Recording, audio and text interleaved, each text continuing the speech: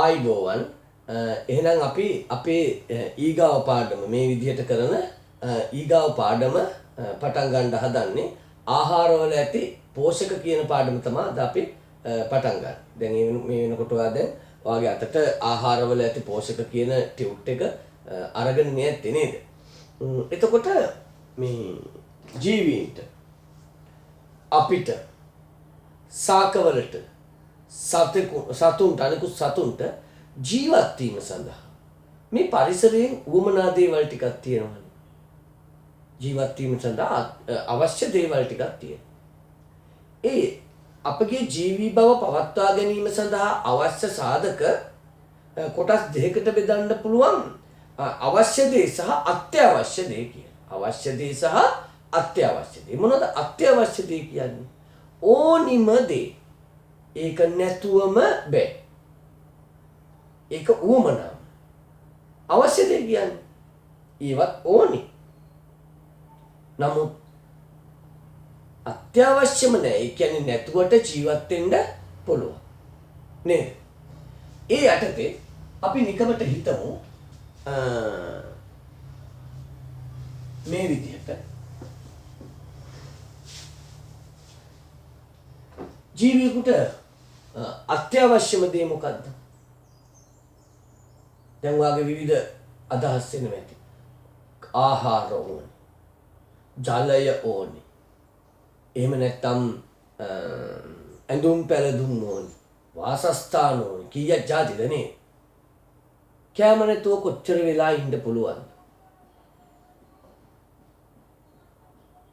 පැය 6ක් පැය 4ක් ඔයාට කණ්ඩ නැතුව දවසක් හිටියත් මැරෙන්නේ නැන්නේ. හොඳයි. අපි කවුරුවත් දවසක් හිටියත් මැරෙන්නේ දවසක් නෙමෙයි. දැන් මම කණ්ඩ නැතුව හිටියා කියන්නකෝ. දවස් ගණනාවක් හිටියත් මැරෙන්නේ. ඇඟ ඇතුලේ තියෙන සංචිත ආහාර වලින් වැඩක් කරන්න බෑ. ඇඟට පණ නැතුව කලන්තේ දාලා එහෙම ඉඳි. නමුත් දවස් ගාණක් යනකම් මැරෙන්නේ. හැබැයි ජලය ඊට වඩා ඕනේ වෙනවා. නමුත් වතුර බොන්න නැතුව පැය 6ක් විතර ඕනනම් දවසක් විතර උනත් ඉන්න පුළුවන්. නමුත් අපිට හුස්ම ගන්න නැතුව ඉන්න පුළුවන්. පැය 6ක් බෑ නේද? විනාඩියකට කීපාරක් හුස්ම ගන්නවද නේද? අත්‍යවශ්‍යම දෙයක් තමයි වාතය. ජීවීන්ට ජීවත් වෙන්න අත්‍යවශ්‍ය දෙයක් තමයි වාතය. ඊගාවට දෙවනුව ඕනි දෙයක් තමයි ජලය. ඊගාවට තුන්වෙනි දෙයක් තමයි ආහාර. වැඩිපුරම ඕනි වාතය. ගෙවෙන සෑම මිනිත්තුවක් පාසාම වාතය දේහයට ලබා ගන්නවා. නේද? හුස්ම ගන්න. මිනිත්තුවක් පාසා කරලා මිනිත්තුවකට දෙතුන් වතාවක් ගන්න. ඒ වගේම ජලය අත්‍යවශ්‍යයි. ආහාර අත්‍යවශ්‍යයි. ඊට අමතරව අත්‍යවශ්‍ය දෙයක් තව තියෙනවා උෂ්ණත්වය. අපගේ ජීව ක්‍රියාවලිය සිදු කර ගැනීම සඳහා අවශ්‍යයි උෂ්ණත්වය. අවශ්‍යයි නෙමෙයි අත්‍යවශ්‍යයි. මේ හැම එකක්ම අත්‍යවශ්‍ය දේවල්. වාතය නැතුව ජීවත් වෙන්න බෑ, ජලය නැතුව ජීවත් වෙන්න බෑ, ආහාර නැතුව ජීවත් වෙන්න බෑ, උෂ්ණත්වය නැතුව ජීවත් වෙන්න බෑ. හැබැයි ඔය අතරතුර නිකමට හිතන්නේ ඇඳුම් පැළඳුම් අවශ්‍ය දෙයක්ද අත්‍යවශ්‍ය දෙයක්ද? ඒක අත්‍යවශ්‍යයි. අපිට ඇඳුම් නැතුව ඉන්න බෑ ඒක නම කතාවක්. නමුත් ඇඳුම් අත්‍යවශ්‍යයි. ඇඳුම් නැහැයි කියලා ජීවියෙක් මැරෙන්නේ නෑ. මේ මිනිස්සු විතරනේ ඇඳුම් අඳින්නේ. නේද? අනිත් සත්තු ඇඳුම් අඳින්නේ නෑනේ. උන් අපුරුවට ජීවත් වෙන්නේ. දැන් අපිම කරන්නේ අපි සංස්කෘතියක් තියෙනවා. ඉතින් එකක් මේ නේද? අපිට තේරෙන භාෂාවෙන් අපිට ලැජ්ජාව තියෙනවා නේ. නමුත් අත්‍යවශ්‍ය එකක්. අධ්‍යාපනය. දැන් මම ඔයා ඉස්සර අධ්‍යාපනය අත්‍යවශ්‍ය නැහැ කිව්වොත් හරි නෑ ඒක. ඉගෙන ගන්න එක ඕනි මිනිස්සු වුණා අපිට නේද? ඒ වුණාට මැරෙන්නේ නැතුණයි කියලා. වාතය නැතුව මැරෙනවා. ජලය නැතුව මැරෙනවා. ඉගෙන ගත්තේ නැහැ කියලා මැරෙන්නේ. නමුත් ඒක දැන් කතාව හදාගන්න එපා ඉගෙන ගත්තේ නැතුව කමන්නේ නැහැ කිව්වා කියලා. හොඳ. එහෙම නෙමෙයි මේ කියන්නේ. ඒවා අවශ්‍ය සාධක. ඒක අත්‍යවශ්‍ය සාධක සහ අවශ්‍ය සාධක වලට තේරෙනවනේ.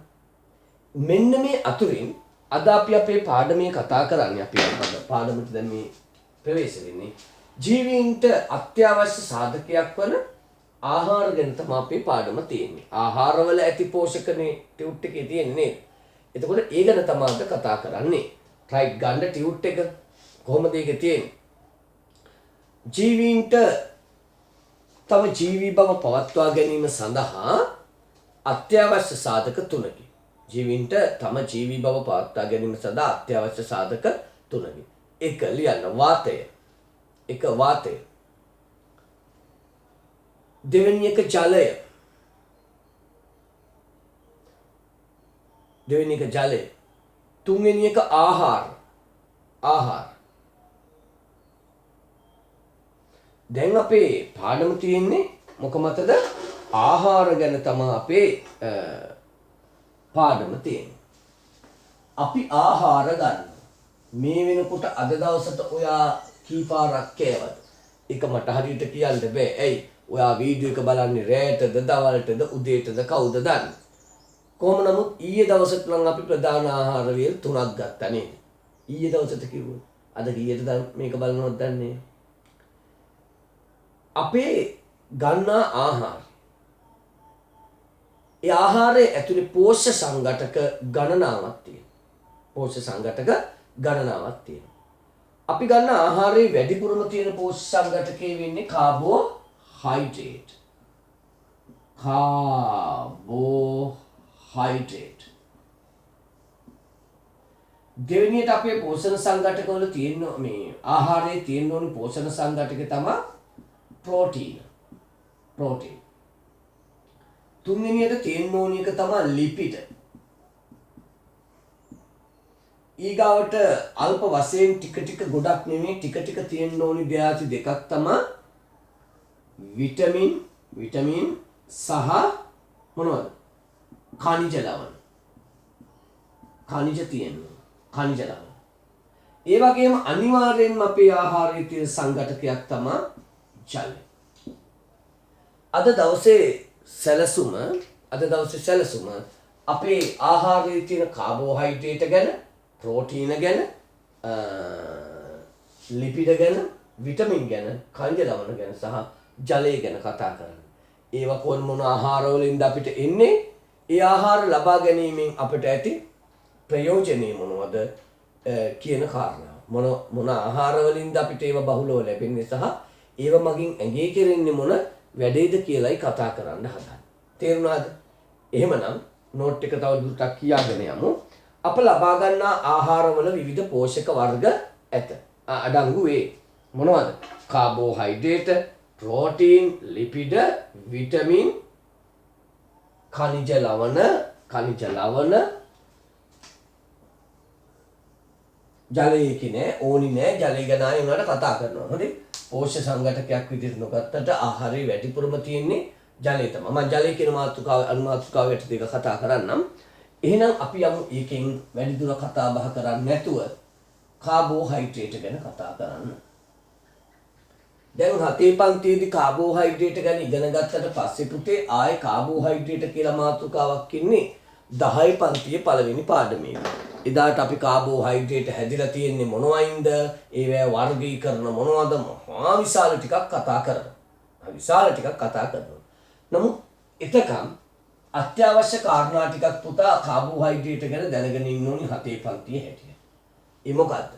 කාබෝහයිඩ්‍රේට් කියන්නේ සජීව පදාර්ථයේ, ඒ කියන්නේ ජීවීන්ගේ සාකවල සතුන්ගේ දේහයේ සුලභතම වැඩිපුරම තියෙන රසායනික සංයෝගය. වැඩිපුරම ඇති සංඝටක. චුට්ටක් මතක් කිරීමක් කරන්න තියෙනවා. මොකක්ද දන්නවද? ජීවියෙකුගේ දේහයේ වැඩිපුරම නම් තියෙන්නේ ජලය. ඕනෑම ජීවියෙකුගේ දේහයේ වැඩිපුරම තියෙන්නේ ජලය. ජලයේ හැරුණු විටයි මේ කතා කරන්නේ. අපි දැන් ඒක මේ ලොකු පන්ති වලට ගියාම කියන්නේ කාබනික සංයෝග වලින් කියලා. කාබනික සංයෝග වලින් වැඩිපුරම තියෙන්නේ කාබෝහයිඩ්‍රේට් කියලා. එතකොට ඔයා කොහොමද ඒක මතක තියාගන්නේ? මෙහෙම මතක තියාගමුකෝ. කොහොමද? ජලය හැරුණම, ඒ කියන්නේ ජලය ගැන කතා නොකර හිටියොත් ජලය අයින් කළොත් ඉතුරු රසායනික සංයෝග වලින් ජීවියෙකුගේ වැඩිපුරම තියෙන සංඝටකේ තමයි මොනවද? කාබෝහයිඩ්‍රේට් කියලා කියන්නේ. කාබෝහයිඩ්‍රේට් මගින් තමා දේහයට ශක්තිය ලබා දෙන්නේ. දේහයට අවශ්‍ය ශක්තිය. මොකටද අපිට ශක්තිය? මට උගන්වන්න ශක්තිය ඕනි, ඔයාට ඉගෙන ගන්න ශක්තිය ඕනි නේද? ගලු කඩන්න, කුරුඳු තලන්න, ගල් පෙරලන්න, කාණු කපන්න, එලි කරන්න, පීනන්න, බයිසිකල් පදින්න, වාහන එලවන්න, සෙල්ලම් කරන්න, හැම එකටම අපිට ශක්තිය ඕන. අන්න ඒ වැඩ කරන්න සහ ජීවී දේහය ඇතුළත් වැඩ කරනවනේ. ආහාර ජීර්ණය වෙනවා, එතකොට හුස්ම ගන්නවා, හෘදය සංකෝචනය වෙනවා, ඉහිල් වෙනවා, බහිස්රාවී ද්‍රව්‍ය බැහැර කරනවා, කොච්චර වැඩද? ඒ සියලු කාර්යයන්ට ශක්තිය ඕන. අන්න ඒ ශක්තිය අපිට ලබා දෙන්නේ කවුද? කාබෝහයිඩ්‍රේට්. ඒක නිසා දේහයට අවශ්‍ය ශක්තිය ලබා දෙන නිසාම හැම වැඩකටම ශක්තිය ඕනි නිසාම නිදාගත්තත් ශක්තිය ඕනි පුතේ. එහෙනම් දේහයට ශක්තිය ලැබෙන ප්‍රධානම ප්‍රභවය කාබෝහයිඩ්‍රේට් වීමත්, ශක්තිය කියන එක ජීව ක්‍රියාවලිය සඳහා අත්‍යවශ්‍ය වීමත් නිසා මෙන්න මේ කාබෝහයිඩ්‍රේට් කියන සංඝටකය අපේ ආහාරයේ වැඩිපුරම අඩංගු විය යුතුයි. එතකොට මේ මොකක්ද ලිව්වේ? මේ කිව්වේ දේහයේ අපේ ඇඟේ වැඩිපුරම තියෙන සංඝටකෙත් කාබෝහයිඩ්‍රේට්. අපි ආහාරයක් ගන්නකොට ඒ ආහාරයේ වැඩිපුරම තියෙන්නත් ඕනි මොනවද? කාබෝහයිඩ්‍රේට් කියලායි මේ කියන්නේ. තේරුණාද? තේරුණා නේද? චුට්ටක් නෝට් එක බලමු. සටහන. අපගේ දේහය තුල වැඩිපුරම අඩංගු සංයෝගයයි. වැඩියෙන්ම තියෙන සංයෝගය. ඒ නිසා අප ගන්නා ආහාරය තුල කාබෝහයිඩ්‍රේට් බහුලව තිබිය යුතුය. මේවා මගින් ශරීරයට අවශ්‍ය ශක්තිය ලබා දේ. මේවා ආකාර කීපයකින් පවතී. මේ කාබෝහයිඩ්‍රේට් කියන જાතිය දේහයේ ආකාර කීපයකින් පවතින. අර මං කිව්වේ 10 පන්තියට ගියාම නම් අපි ඒවා ලොකු මේ විවිධත්වයක් සහිතව වර්ගීකරණය කරනවා. දැනට අපි කාබෝහයිඩ්‍රේට් ප්‍රධාන කොටස් දෙකකට බෙදා ගමු. එකක් තමා සීනි. සීනි වල තියෙන්නේ පුතේ කාබෝහයිඩ්‍රේට්. සීනි වල තියෙන්නේ මොනවද? කාබෝහයිඩ්‍රේට්. ඒ වගේම අනික තමා පිෂ්ඨය.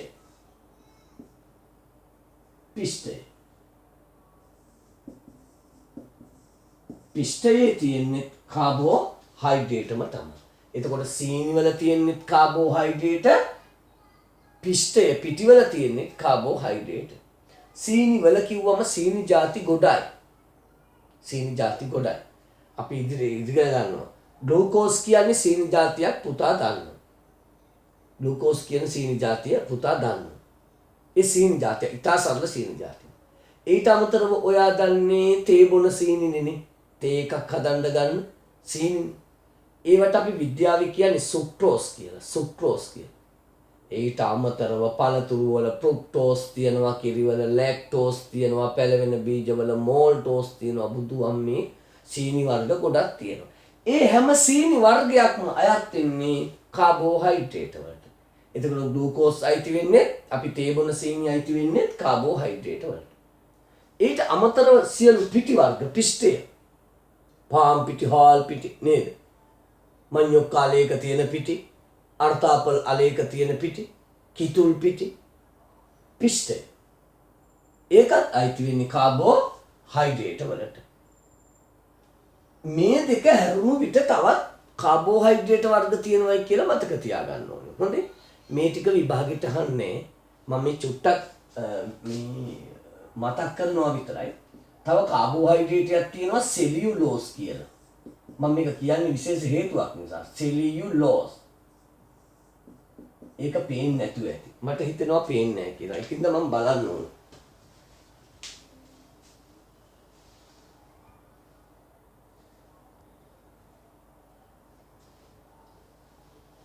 දැන් පේන්න පටන් ගත්තේ නේද? සෙලියුලෝස්. මේ සෙලියුලෝස් කියන්නේ පුතේ කෙදි. මේ සහිත දෙයක්. දැන් කොටින්ම කියනවා නම් ලීයක තියෙනවා බහුලව සෙලියුලෝස්. පිදිරු වල තියෙනවා බහුලව සෙලියුලෝස්. තන්තු, කෙඳි. ඒවත් කාබෝහයිඩ්‍රේටයක් කියලා මතක තියාගන්න. මම ගොඩක් ඒ ගැන කියා දෙන්න යන්නේ නැහැ. ඒක අපේ විෂය නිර්දේශයෙන් ටිකක් එහා වාට වටහලා දෙන්න ටිකක් අමාරුයි. දැනට ඔයා මෙහිම මතක තියාගන්නකො. කාබෝහයිඩ්‍රේට ප්‍රධාන කොටස් දෙකයි. ඒ සීනි සහ පිෂ්ඨය. ඒ හැරුණම තවත් කාබෝහයිඩ්‍රේට වර්ග තියෙනවායි කියලා මතක තියාගන්න. තියෙන જાති අවශ්‍ය නැහැ. තවත් කාබෝහයිඩ්‍රේට වර්ග තියෙනවායි කියලා මතක තියාගන්න. දැන් කාබෝහයිඩ්‍රේට අඩංගු ආහාර මොනවද? මෙතනින්ම කියන්න පුළුවන් නේද? කාබෝහයිඩ්‍රේට අඩංගු ආහාර සීනි, උග්ගස් වලින් ගන්න සීනි, උප්පැණි, උක්හකුරු නේද? ඒවයි තියෙන. විශේෂයෙන් පිටි විදියට තමයි මේ පළතුරු වර්ග වලක් තියෙනවා සීනි. හොඳේ. පළතුරු වර්ග වලක් තියෙනවා. විශේෂයෙන් පිටි සහිත ආහාරනේ තිබ්බන් පිෂ්ඨය කියන්නේ. එතෙන්දී ලෝකයේ ජනතාව වැඩිපුරම ආහාරයට ගන්නා පිෂ්ඨමය ආහාරය විදිහට කියන්න පුළුවන් ಜಾති දෙකක් තියෙනවා. එකක් තමයි ಜಾති දෙකක් තියෙන. එකක් තමයි සහල් ඇතුළු සහල් පිටි වලින් හදන ආහාර. බත් ඇතුළුව හාල් පිටි වලින් ඉන්දියාප්පද ආප්පද පිට්ටුද ඒව හදනවා නම් ඒවයි පිෂ්ඨය බහුලව තියෙනවා. ඒ කියන්නේ කාබෝහයිඩ්‍රේට තියෙනවා. ඊගාවට පාම් පිටි නෙමෙයි නියම 9 තිරිඟු පිටිනේ. එතකොට තිරිඟු ඇතුළුව තිරිඟු පිටි වලින් හදන ඕනෑම ආහාරයක පිෂ්ඨය බහුලව තියෙනවා. ඔන්න මම ප්‍රධාන දෙක කිව්වා. සහල් ඇතුළුව සහල් වලින් හදන සියලු ආහාරවල තිරිඟු ඇතුළුව තිරිඟු පිටි වලින් හදන ඕනම ආහාරයක්. තිරිඟු පිටි වලින් තමයි පාන් හදන්නේ. එතකොට රොටි හදනවා. නේද? පරාට හදනවා. ඒ වගේ පිටි සහිත ආහාර ගොඩාක් කොච්චර જાති තියෙනවද නේද? ඒ වගේ දේ. ඊට අමතරව අලබතල මඤ්ඤොක්ක වගේ ඒවයේ කොස් වල පිෂ්ඨය තියෙනවා. කොස් ඇටවල පිෂ්ඨය තියෙනවා. ඒ සියලුම ආහාර ඒ කියන්නේ කාබෝහයිඩ්‍රේට අඩංගුයි කියලායි කියන්නේ. right. මේවා ප්‍රධාන ආකාර කිහිපයකින් පවතී කියලා තියෙනවනේ. එතන බෝල දෙකක් තියෙනවනේ. පළවෙනි එකේ ලියන්න පුතේ සීනි කියලා. ඒ ඇති සීනි. සීනි. දෙවෙනි එකේ තේකොළ කියලා හැම ලියන්න එපා. හොඳේ.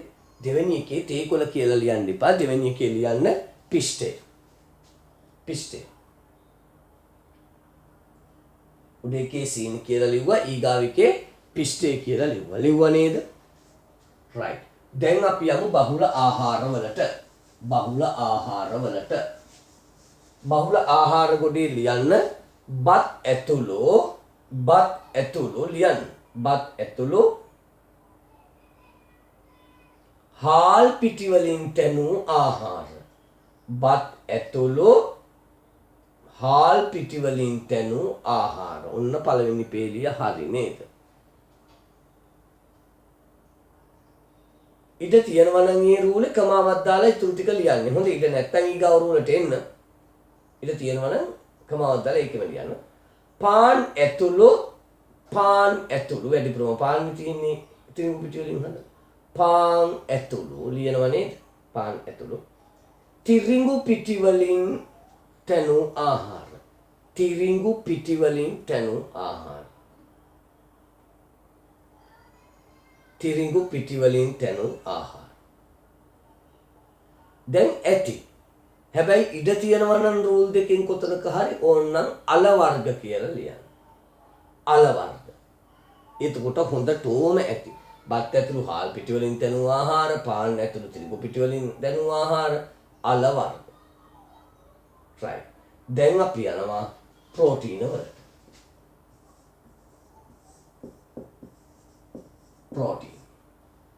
ප්‍රෝටීන කියලා කියන්නේ අපේ දේහය වර්ධනය කිරීමට අවශ්‍ය සංඝටක ලබා දෙන පෝෂණය වර්ගය. අපේ දේහය වර්ධනය කරන්න ගෙවී යන කොටස් නැවත අලුත් වැඩියා කරන්න මේක ඕනි වෙනවා. පේනවා නේද බෝඩ් එක?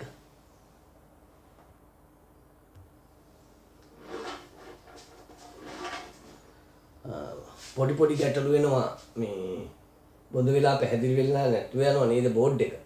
අපි කියමින් හිටියේ එතකොට මේ ප්‍රෝටීන අවශ්‍ය වෙන්නේ දේහයට දේහ කොටස් වර්ධනය කරන්න. ඇඟේ අලුතෙන් මේ අපේ ඇඟ හැදිලා තියෙන සෛල කියලා જાතියක් ඉන්නේ. එතකොට අලුත් සෛල හැදෙන්න, ඒ කියන්නේ අපේ ඇඟ වර්ධනය වෙන්න, පුංචියට ඉන්න ඔයා ලොකු වෙන්න නේද?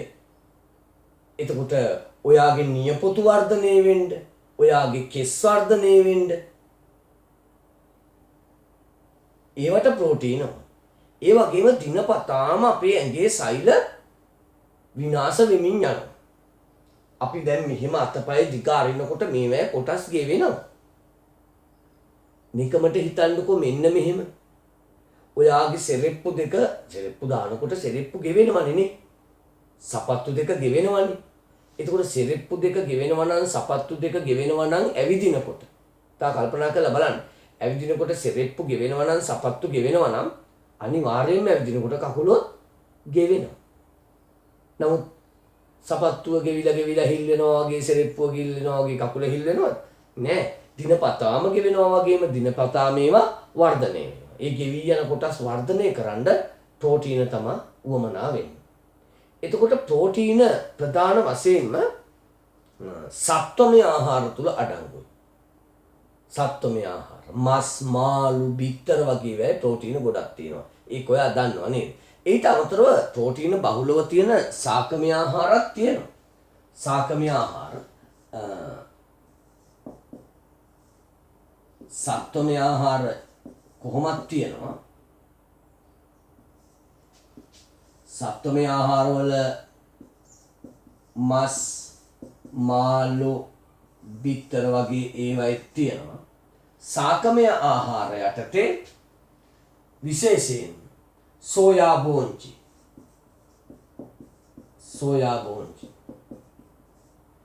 දඹල පරිප්පු මයිසූර් පරිප්පු කියන්නේ ඒවා. එතකොට මුංගට කව්පි ඒ වගේ ධාන්‍ය වර්ගවල විශේෂයෙන් පින්මල් වල මහා ගොඩක් ප්‍රෝටීන අඩංගු වෙනවා. මම ආයේ මේ බලන්නේ ලියපු ටික පැහැදිලි වෙනවද කියලා. හොඳයි. එතකොට ඒ වගේ සාකහා සත්වමය ආහාරවල අඩංගු වෙනවා ප්‍රෝටීන. රයිට්. ප්‍රෝටීන පිළිබඳව ඔක්කොම ලියන්නම තමයි තියෙන්නේ නේද? ලියමු ප්‍රෝටීන යටතේ. දේහ කොටස් ලියන්න ප්‍රෝටීන යටතේ සටහන ලියන්නේ. දේහ කොටස් වර්ධනය හා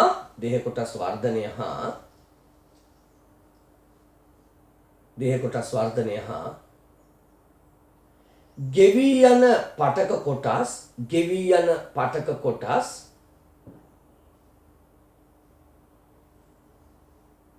අලුත්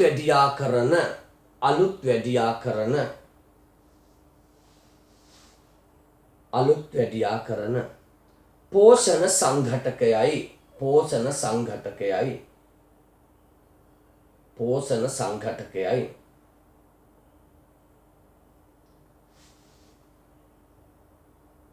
සත්වමය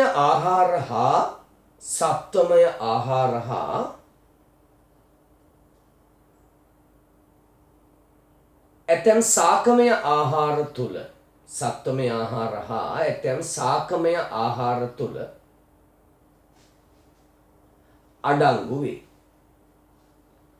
සාකමය ආහාර තුල අඩංගු වේ. බහුල ආහාරයට ලියමු මස් මාළු බිත්තර. කමාදදා ලියමු මස් මාළු බිත්තර. ඉතින්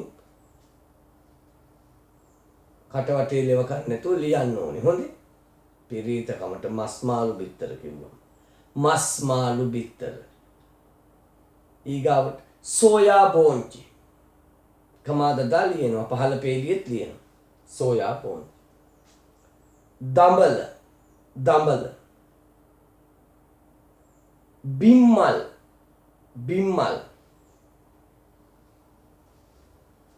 පරිප්පු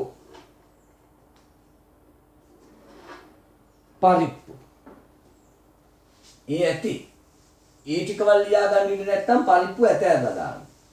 ඔයා ආසයි තමා පරිප්පු කන්න. ඒ වුණාට ඉතින් ඒ ටික ලියා ගන්න නැත්නම් ඒකත් ඇතැල්ලා දාන්න. අත්‍යවශ්‍ය නැහැ. අපි අපේ ඊගා මාතෘකාවට යනවා ලිපිඩ. ලිපිඩ. පේන්නේ නැති හරියෙන් ලියවෙන්න ඇති නේද? ෂුවර් නෑ ඒ. ආයි ඒක චෙක් කරලා ඉන්න වෙලාවක් නෑ. මේ හරියෙන් ලියමු ලිපිඩ. ලිපිඩ. පුතේ ලිපිඩ වලින් දේහය තුල කරන කාර්ය තමයි ශක්තිය ලබා දීම. කාබෝහයිඩ්‍රේට් වලින් කෙරුණේ ඒකම තමයි. ලිපිඩ වලින් කෙරෙන්නේ ඒකම තමයි.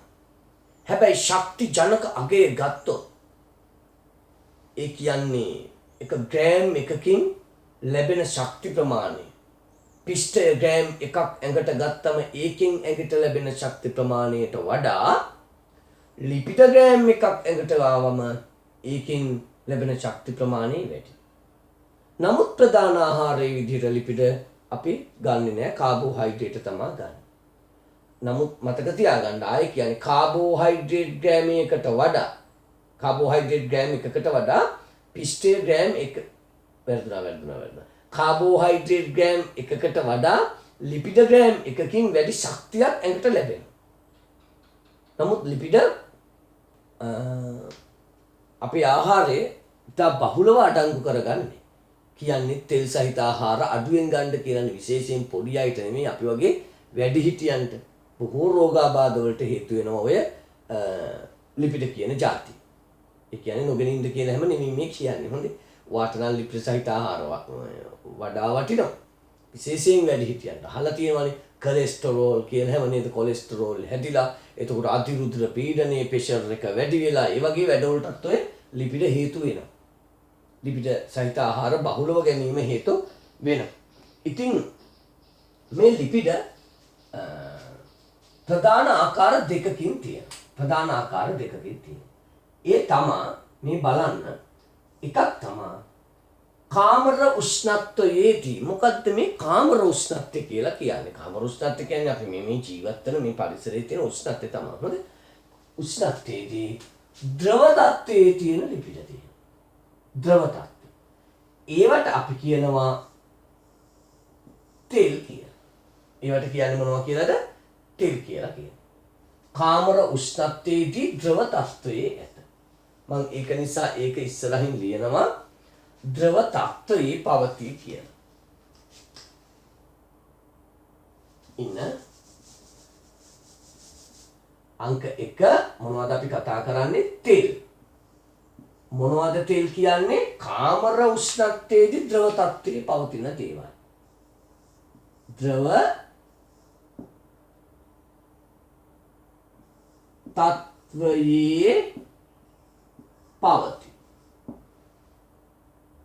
වැඩිපුරම තියෙන්නේ ශාකවල තමයි. ඒක නිසා මම ඒකටම ලියනවා ශාක තුල බහුලයි කියලා. වරහන් ඇතුලේ ලියන්නම්කෝ. ශාක තුල බහුලයි. සමහරවිට පුතේ පේන එකක් නෑ මේ බහුලයි කියප එක. මම කැමරාව හරවලා පෙන්නන්නම්. හොඳේ. ඒක පේන එකක් නෑ කියලා මටත් නිකන් හිතෙනවා. ශාක තුල බහුලයි. ඊගාව එක තමයි දෙක මේදය. මේදය කියන එක තියෙන්නේ කාමර උෂ්ණත්වයේදී මේ උෂ්ණත්වයේදී ඝන තත්ත්වයේ පවතී. ඝන තත්ත්වයේ පවතී. වැඩිපුරම අඩංගු වෙන්නේ සත්වමය ආහාර තුල. ඒ කියන්නේ මේ සතුන් තුල බහුලයි කියලා අපි ලියමු. සතුන් පුරාම ලං කළා පුංචි කළා. පේන එකක් නැහැ කියලා. ඉස්සෙල්ලා මං ආයි පාර ওই ලියපු ටික පේනවද කියලා බලලා පේනවනේ. එහෙනම්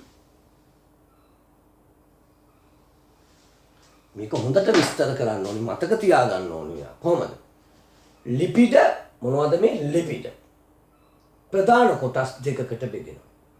ඒ තමයි යම් ලිපිඩයක් මේ පවතින උෂ්ණත්වයේ කාමරය ඇතුලේ තියෙන මේ කාමර උෂ්ණත්වයේදී ද්‍රව තත්ත්වයේ තියෙනවා නම් ඒකට කියන නම තෙල්.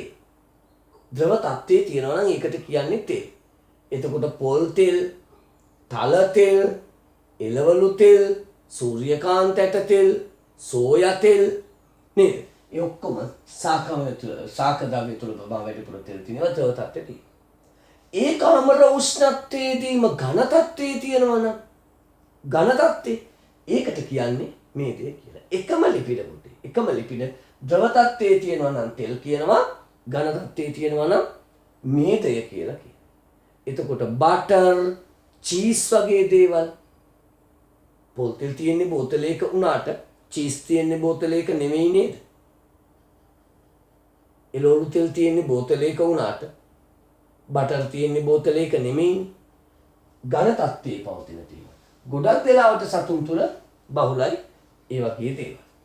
තේරුණානේ? right. ලියමු සටහන ලිපිඩවලට තුන්වෙනි පිටුවේ වැඩිම ශක්ති ප්‍රමාණයක් ලබා දෙන පෝෂණ සංඝටකයයි. වැඩිම ශක්ති ප්‍රමාණයක් ලබා දෙන පෝෂණ සංඝටකයයි. වැඩිම ශක්ති ප්‍රමාණයක් ලබා දෙන පෝෂණ සංඝටකයයි. ප්‍රධාන ආකාර දෙකකින් පවතී. ප්‍රධාන ආකාර දෙකකින් පවතී. ප්‍රධාන ආකාර දෙකකින් පවතී. පුතාට රූල් කීයක් ගියාද දන්නේ නැහැ. තව රූල් දෙකක් නැද්ද එතන? රූල් දෙකක් තියෙනවා නම් මෙන්න මේ ටික ඊගාවට ලියන්න ඕනේ. මේක තනි පේජියට ලියන්න ඕනේ. හොඳේ. සර් වගේ පාට පෑනක් පාවිච්චි කරක් කමන්නේ. අංක 1 තෙල් ද්‍රව තත්ත්වයේ පවතී ශාක තුල බහුලයි. අංක 2 මේදය ඝන තත්ත්වයේ පවතී සතුන් තුල බහුලයි. ඒ ටික ලියා ගන්න ඕනේ පුතේ. හරි.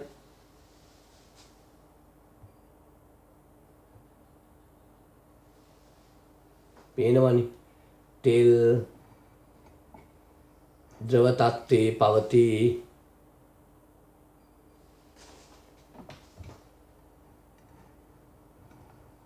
ශාක තුල බහුලයි නේද? මේදය ඝන තත්ත්වයේ පවතී සතුන් තුල බහුලයි.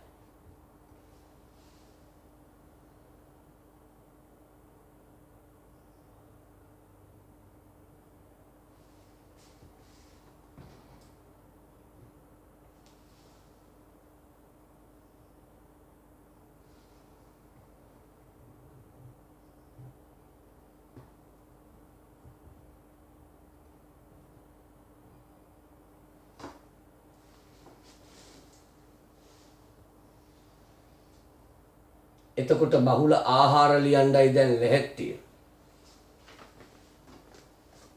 නේද? බහුල ආහාර ලියන්න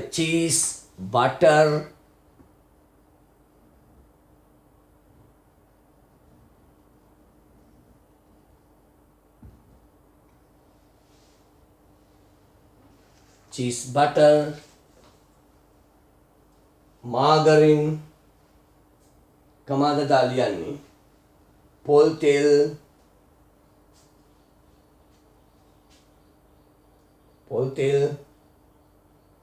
බිත්තර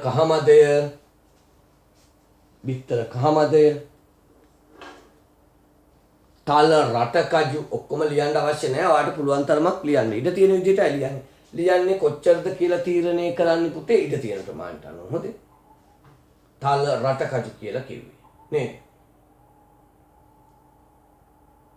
ලිව්වනේ. මොනවද ලිව්වේ? චීස්, බටර්, මාගරින්, පොල් තෙල්, තල රටකජු, බිත්තර කහමදේ කිව්වා නේද? බිත්තර කහමදේ. right. දැන් අපි යමු අපේ පෝෂණ ආහාරයේ පවතින දෙවෙනි පෝෂණ සංඝටකයට. ඒ තමා විටමින්. එතකොට පුතේ ඔයා බත් පිගානක් බෙදලා ගත්තම ඒ බත් පිගානේ වැඩිම වැඩි හරියක් ලොකුම ලොකු හරියක් තියෙන්නේ කාබෝහයිඩ්‍රේට් තමයි. කාබෝහයිඩ්‍රේට් තමයි තියෙන්නේ. ඒක ඉතින් එක එක්කෙනාගේ වයස මට්ටමේ අනුව තමයි තියෙන්නේ. ගොඩක් වැඩිහිටිවියට පා තබනකොට වයසට යනකොට කාබෝහයිඩ්‍රේට් ප්‍රමාණය අඩු කරන එක හොඳයි. එළවලු පළතුරු වැඩි කළා නේද? පිටි සහිත ආහාර අඩුවෙන් ගත්තන් ඇති. ඉතින් ඔයා දන්නවනේ කොච්චර ලෙඩද නේද? කොලෙස්ටරෝල් කියයි, දියවැඩියාව නේද? සීනි කියනවා නේද? දියවැඩියාව කියන්නේ සීනි කියන්නේ. ඒක නිසා කාබෝහයිඩ්‍රේට් අඩු කරන්න වෙනවා. ඉතින් ඔයාට පොඩි ළමයි තියෙනවට එහෙමත් නෑ. නමුත් වැඩිපුර තියෙන්නේ කොහොමත් කාබෝහයිඩ්‍රේට් තමයි. ප්‍රෝටීනක් තියෙන්න ඕනි ගාණක් තියෙනවා. ලිපිඩක් තියෙන්න ඕනි ගාණක් තියෙනවා.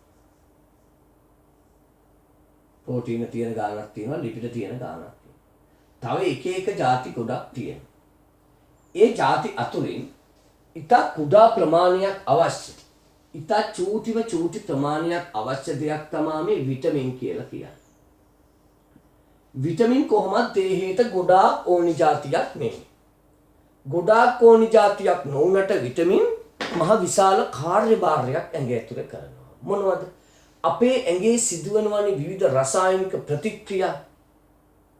ජීවීන්ගේ ඇඟ ඇතුලේ සිද්ධ වෙනවා විවිධ රසායනික ප්‍රතික්‍රියා. ඒවට අපි කියනවා ජෛව රසායනික ප්‍රතික්‍රියා. ජෛව රසායනික ප්‍රතික්‍රියා. මෙන්න මේ ප්‍රතික්‍රියා සිද්ධ වෙන්න විටමින් ඕනේ. අපේ ඇඟ ඇතුලේ සිද්ධ වෙන විවිධ රසායනික ප්‍රතික්‍රියා සිද්ධ වෙන්න විටමින් ඕනේ. එතකොට ඒ අදාළ විටමින් ඇඟට හම්බ වුණේ නැත්නම් ඒ විටමින් අඩුවීම නිසා ඒ රසායනික විපර්යාසය සිද්ධ වෙන්නේ නැහැ. රසායනික ප්‍රතික්‍රියාව සිද්ධ වෙන්නේ නැහැ. අන්න එතකොට ඒ විටමින් අඩුවීම නිසා ඒ රසායනික ප්‍රතික්‍රියාව සිදු නොවීම නිසා හෝ ඒක අඩුවෙන් සිදුවීම නිසා ඒ රසායනික ප්‍රතික්‍රියාව අඩුවෙන් සිදුවීම නිසා එන්නතන් ඒ රසායනික ප්‍රතික්‍රියාව සිදු වුණේ නැති නිසා අපිට ලෙඩ හැදෙනවා. ඌනතා හැදෙනවා. ඒක නිසා මේ ඌනතා රෝග වලින් අපිව ආරක්ෂා කරන්න පුළුවන් විටමින් වලට.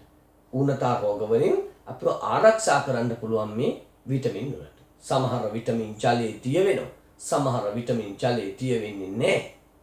එතකොට මේ විටමින් අපි ගන්නා බොහෝ ආහාරවල තියෙනවා. විශේෂයෙන් විටමින් තියෙන්නේ එළවලු පළතුරු පලා වර්ගවල තමයි වැඩිපුරම තියෙන්නේ. පළතුරු වල, එළවලු වල, පලා වර්ගවල තමයි වැඩියෙන්ම තියෙන්නේ. තේරුණා නේද? එතකොට විටමින් වර්ග ගොඩක් තියෙනවා. විටමින් කොටස් ගණනාවකට විදිනවා. ඔයා අහලා ඇති vitamin A, vitamin B, vitamin C, vitamin E, vitamin D, vitamin K, vitamin B vitamin. ඔය B විටමින් කියන එක තියෙනවානේ. ඒකේ තව තවත් අතුරු කොටස් ටිකක් තියෙනවා. B විටමින් වල තව තවත් වර්ග ගොඩක් තියෙනවා. රයිට්. අපි යමු විටමින් ගැන ලියන්න. ආහාර තුල විටමින් තම තුන්වෙනි පිටුවේමයි. ආහාර තුල සුළු වශයෙන් අඩංගු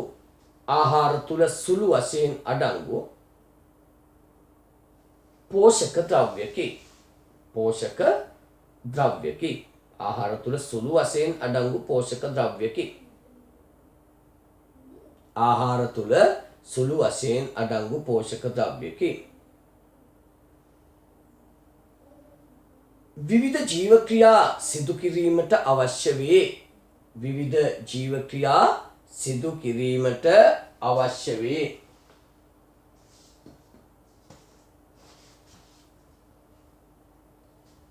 විවිධ ජීව ක්‍රියා සිදු කිරීමට අවශ්‍ය වේ.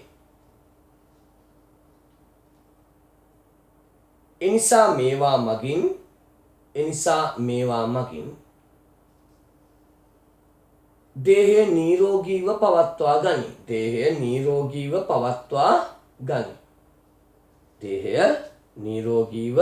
පවත්වා ගනි.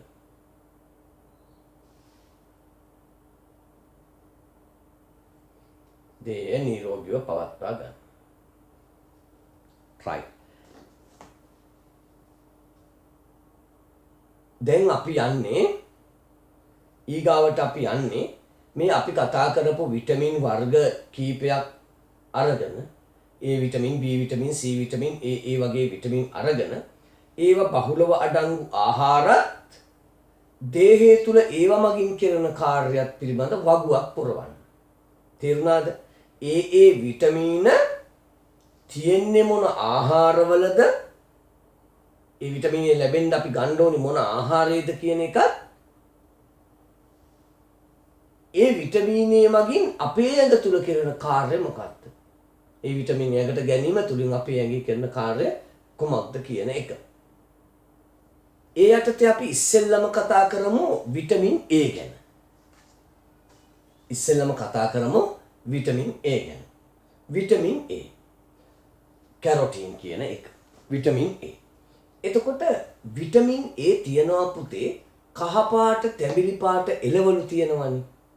කහ පාටට හුරු තැඹිලි පාටට හුරු එළවලු තියෙන්නේ. කියනකොටම මතක් වෙනවා නේද? මොනවද?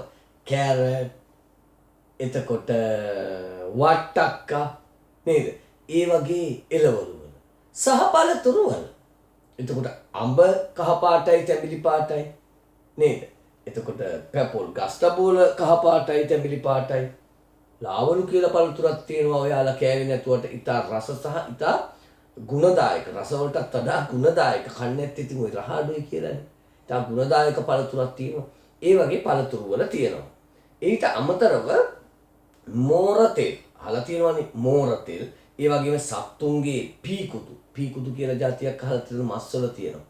අන්න ඒ පීකුදු වගේ ඒවයි බහුලව තියෙනවා. අපි ඒක ලියන්න. බහුලව ආහාර ගොඩේ ලියන්න. පුතේ රූල් 3ක් විතර ලියන්න වෙනවා. ඒකින්ද මෙතෙක් වේලා ලියපු අකුරු ප්‍රමාණයට වඩා චුට්ටක් පුංචියට ලියන්න වේවි. හොඳයි චුට්ටක් පුංචි කරලා ලියන්න වේවි. කැරට් ඇතුළු කහ පාට කැරට් එකේ සුවිශේෂී කළම කියනවා කැරට් ඇතුළු කහ පාට එළවලු හා පළතුරු. කැරට් ඇතුළු කහ පාට එළවලු හා පළතුරු.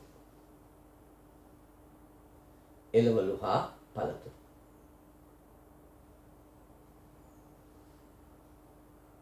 මෝර තෙල්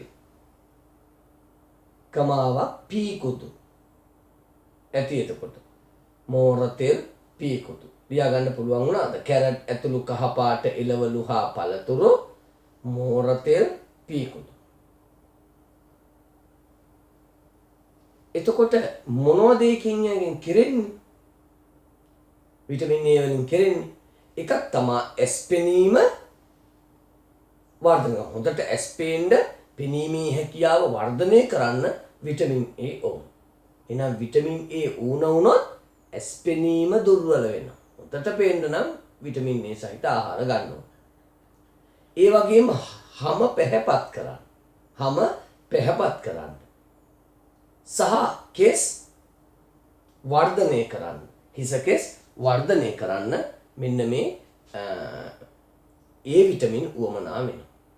එමනම් අපි මේ පළතුරු වර්ග මේ එළවලු වර්ග ආහාරයට අරගෙන ආසයින් සම පැහැපත් වෙනවා කිව්වම නේද? හිස කෙස් වර්ධනය වෙනවා කිව්වම බොහෝ අය මොකද කරන්නේ? පළතුරු ಜಾති අරගෙන මූණේ ගානවා හැම පැහැපත් වෙන්න නේද? හරියනවත් ඇති ඉතින් එහෙම කියන්න බෑ. ඉතින් ගාය නැත්තන් නේද? නමුත් ඒවා හැම පැහැපත් වෙන්න නම් කටින් බඩට කන්න ඕනේ පළතුරු. එතකොට තමයි A විටමින් ටික ඇඟට උරාගෙන හැම පැහැපත් වෙන්නේ. ඒක ගෙනල්ලා ඉලුවට වඩා නේද? රයිට් ලියන්න. පෙනීමේ හැකියාව වර්ධනය.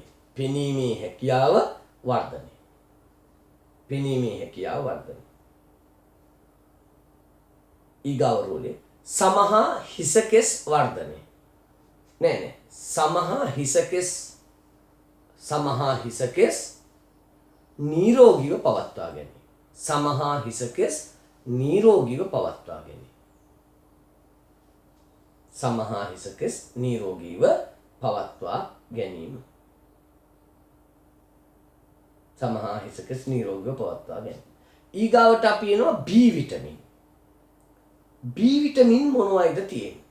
ඔය නියුඩ්ඩ සහිත රතු කැකුළු කියලා කියන්නේ අන්න ඒ නියුඩු හාල් වල B විටමින් තියෙනවා.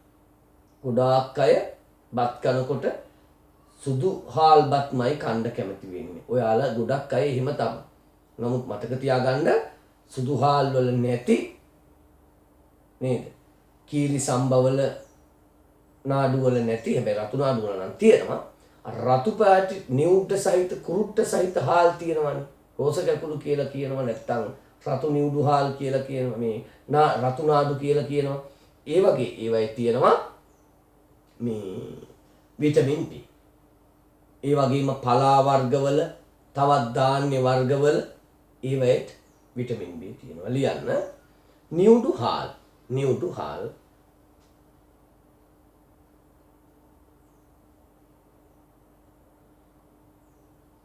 කමාවක් ධාන්‍ය වර්ග නියුඩු හාල් ධාන්‍ය වර්ග රූල් දෙකක් තියෙනවා. පලා වර්ග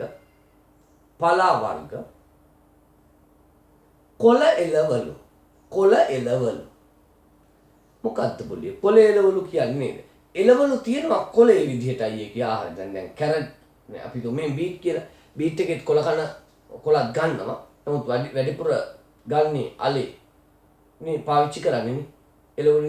දැන් වම්බටු ගත්තොත් එළවලුවක් විදිහට ඵලයේ පාවිච්චි කරන්නේ. තේරුණාද?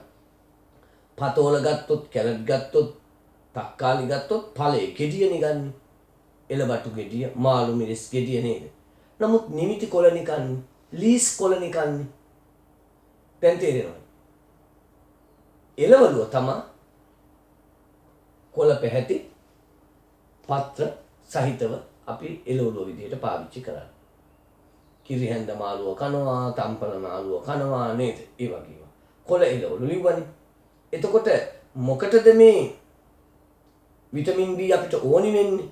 දන්නවා නම් මේ හැමදාමකයි. විශේෂයෙන් රතු කැකුළු බත් කණ්ඩ මෙහෙටි. මතක ශක්තිය වර්ධනය කරගන්න. හොඳට ඉගෙන ගන්න නම් ඔන්න මතක තියාගන්න රතු කැකුළු හාල් සතියේ දවස් 7න් වැඩි හරියක් කන්න. මතක ශක්තිය ලියන්න. මතක ශක්තිය වර්ධනය. ලියලා ඉන්නකෝ. මතක ශක්තිය වර්ධනය. මතක ශක්තිය වර්ධනය. ලිව්වනේ. ගල් හරි කම්මැලිකමින් දගලනවනේ නේද? හරි අලසයි, හරි කම්මැලි, කිසිම බෝරින් වෙලා ඉන්න එපා වෙලා නේද? අන්න මේ වගේ අලස බව දුරලන්න මේක ඕනි වෙනවා. එහෙනම් ලියන්න අලස බව දුරු කිරීම. කටිසරව ඉන්න පුළුවන්, හොඳට ඉගෙන ගන්න පුළුවන් නේද?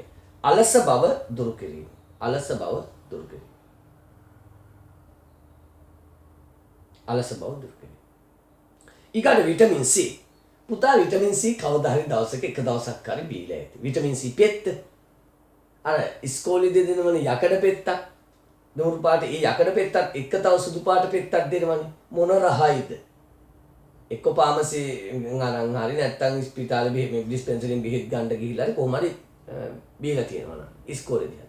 ඇඹුලයි නේද? ඒ විටමින් C වල හැටි.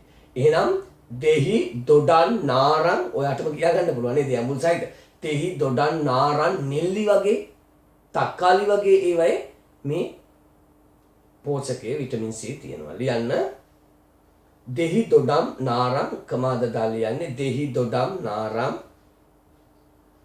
නෙල්ලි තක්කාලි. නෙල්ලි තක්කාලි. දෙහි දොඩම් නාරං නෙල්ලි තක්කාලි. එතකොට විටමින් C ඕනි වෙන්නේ මොකටද? අපේ ඇඟේ ප්‍රතිශක්තිය වර්ධනය කරන්න. ප්‍රතිශක්තිය වර්ධනය කරනවා කියන්නේ රෝගවලට ඔරොත්තු දීමේ හැකියාව වැඩි වෙනවා. රෝගවලට ඔරොත්තු දීමේ හැකියාව වැඩි වෙනවා. ඔන්න දැන් මේ දවස්වල රෝගෙට බය ඉන්නවා මොකටද? කොරෝනා වලට නේද? අන්න ඒවට ඔරොත්තු දීමේ හැකියාව ලබා ගන්න ඕන. ඒ දේවල් කසාය වර්ගයෙන් බොමින් ඉන්න කාලෙකනේ. ඒකට විටමින් C වලින් ප්‍රතිශක්තිකරණයක් රෝග වලට ඔරොත්තු දීමේ හැකියාව ලැබෙනවා. ඊට අමතරව මේ විදුරු මස් එහෙම ශක්තිමත් කරනවා. ඒවා දිය වෙලා යන එක වළක්වනවා. ලියන්න දේහය තුල කරන කාර්ය යටතේ ප්‍රතිශක්තිකරණය පවත්වා ගැනීම. ප්‍රතිශක්තිකරණය පවත්වා ගැනීම. ප්‍රතිශක්තිකරණය පවත්වා ගැනීම.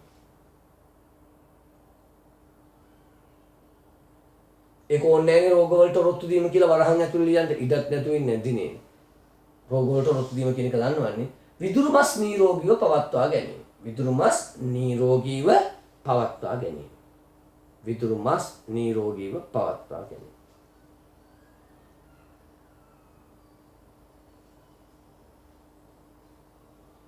ඊගාවට අපි එනවා විටමින් D වලට. Vitamin D. විටමින් D තියෙනවා බිත්තරවල, මෝර තෙල්වල, එතකොට බටර් වගේ ඒවා. ඔක්කොම සත්ව ආහාර ගොඩක් කිව්වේ නේද? බටර්, මෝර තෙල්, බිත්තර සත්ව ආහාර තුල බහුල පෝෂකයක්. ලියමු.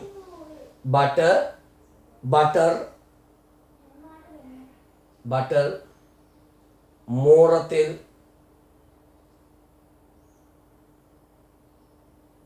බිත්තර.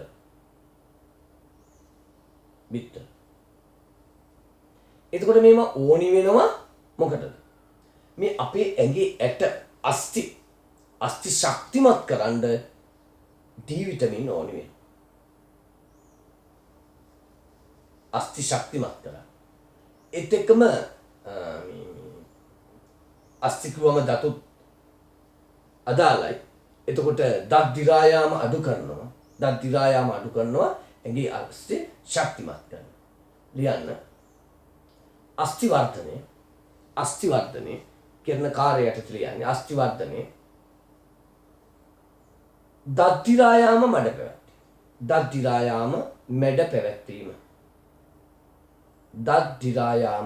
මැඩ පැවැත්වීම.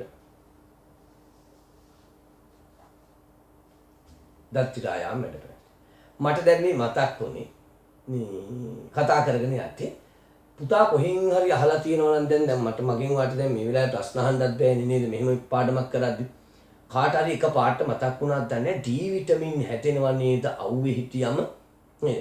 උදේ පාන්දර අවුවට නිරාවරණය වුණාම ඇඟේ D විටමින් හැදෙනවයි කියලා කතන්දරයක් අහලා තිබුණොත් එහෙම ඒක ටක් ගාලා මතක් වෙනවනේ. ඇයි අපි ඒක ලිව්වේ නැත්තේ කියලා හිතෙන්නේ. එහෙම එකක් බොරුවක්ද දන්නේ නැහැ. ඒකයි මේ පොතේ නැත්තේ සර් දුන්නේ නැත්තේ නේද?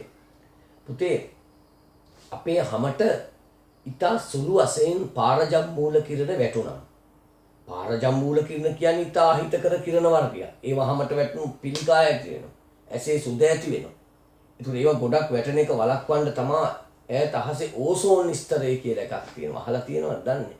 ඕසෝන් ස්තරය මගින් පාරජම්මූල කිරණ පොළොවට වැටෙන එක අඩු කරනවා. සල්ප ප්‍රමාණයකින් වැටෙන. ඒ සල්ප ප්‍රමාණයකින් වැටෙන ඒ පාරජම්මූල කිරණ ඇත්තටම හැමට වැටුනම D විටමින් සංශ්ලේෂණය වෙනවා. එහෙනම් අපි මේක ලිව්වේ නැත්තේ අපේ පාඩම මොකද්ද? ආහාර පාඩම. එතකොට අවුව වැටිලා ඇඟේ D විටමින් හැදෙනවයි කියන එක ආහාරයක් නෙවෙයිනේ. අපි කන්නේ නෑනේ. එතකොට මේ ආහාර මම මෙතනදී මේකේ බහුල ආහාර විටමින් D බහුල ආහාර ටික තමයි ඔය බටර් මෝර් තෙල් කියලා කිව්වේ. ඒකට ඉරේලිය ගාව ගන්න පුළුවන් කම නෑ. මොකද ආහාරයි පාඩම අපේ. හොඳයි. තේරුණානේ?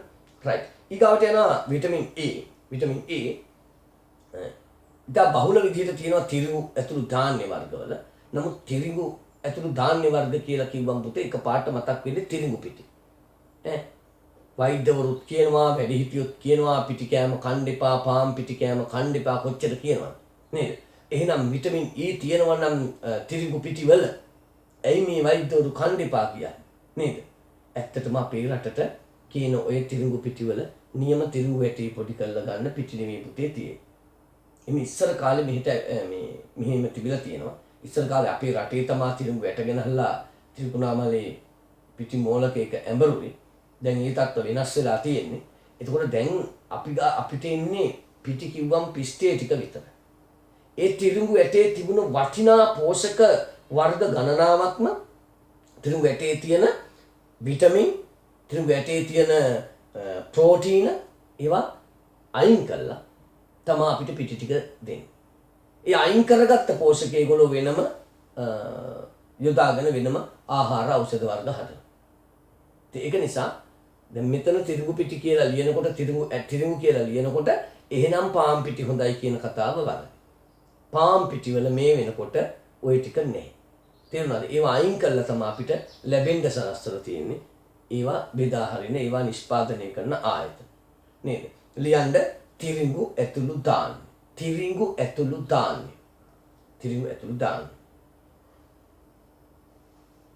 ඒ වගේම පලා වර්ග කොළ පාට එළවලු.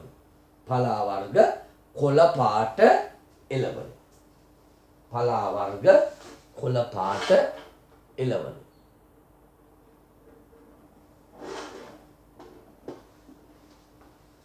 පලා වර්ග කොළ පාට එළවලු. මොකක්ද අපේ ඇඟේ කරන කාර්යය? මම පුතාලට කිව්වනේ අපේ ඇඟ හැදිලා තියෙන්නේ සෛල වලින් කියලා. අපේ ඇඟ හැදිලා තියෙන්නේ සෛල වලින්.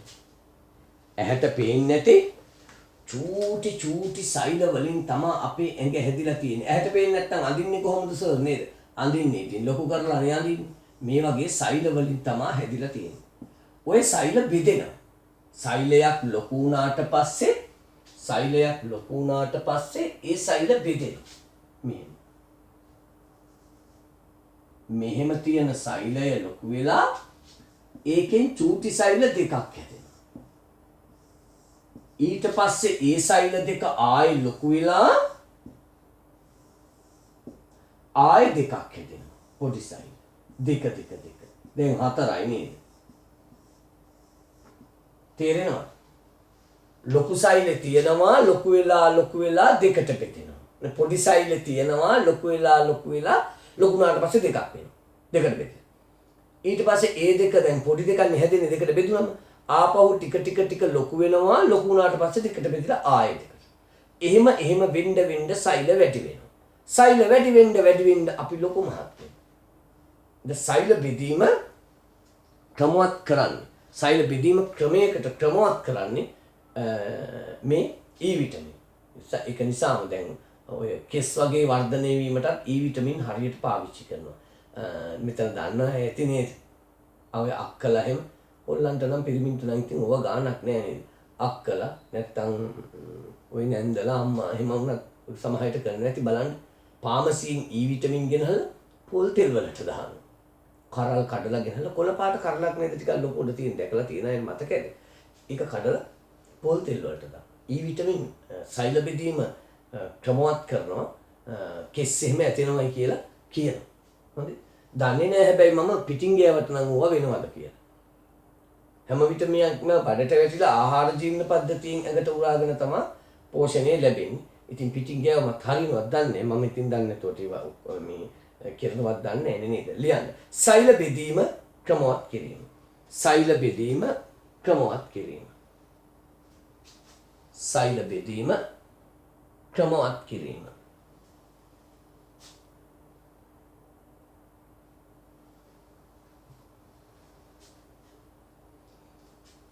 අවසාන විටමිනය K විටමින්. නේ. විටමින් K බහුල ආහාර තමයි එළවලු වර්ග වන ගෝවා සහ මල් ගෝවා. ලියන්න ගෝවා මල් ගෝවා. ගෝවා කමාවක් මල් ගෝවා තව කමාවක් නිමිති.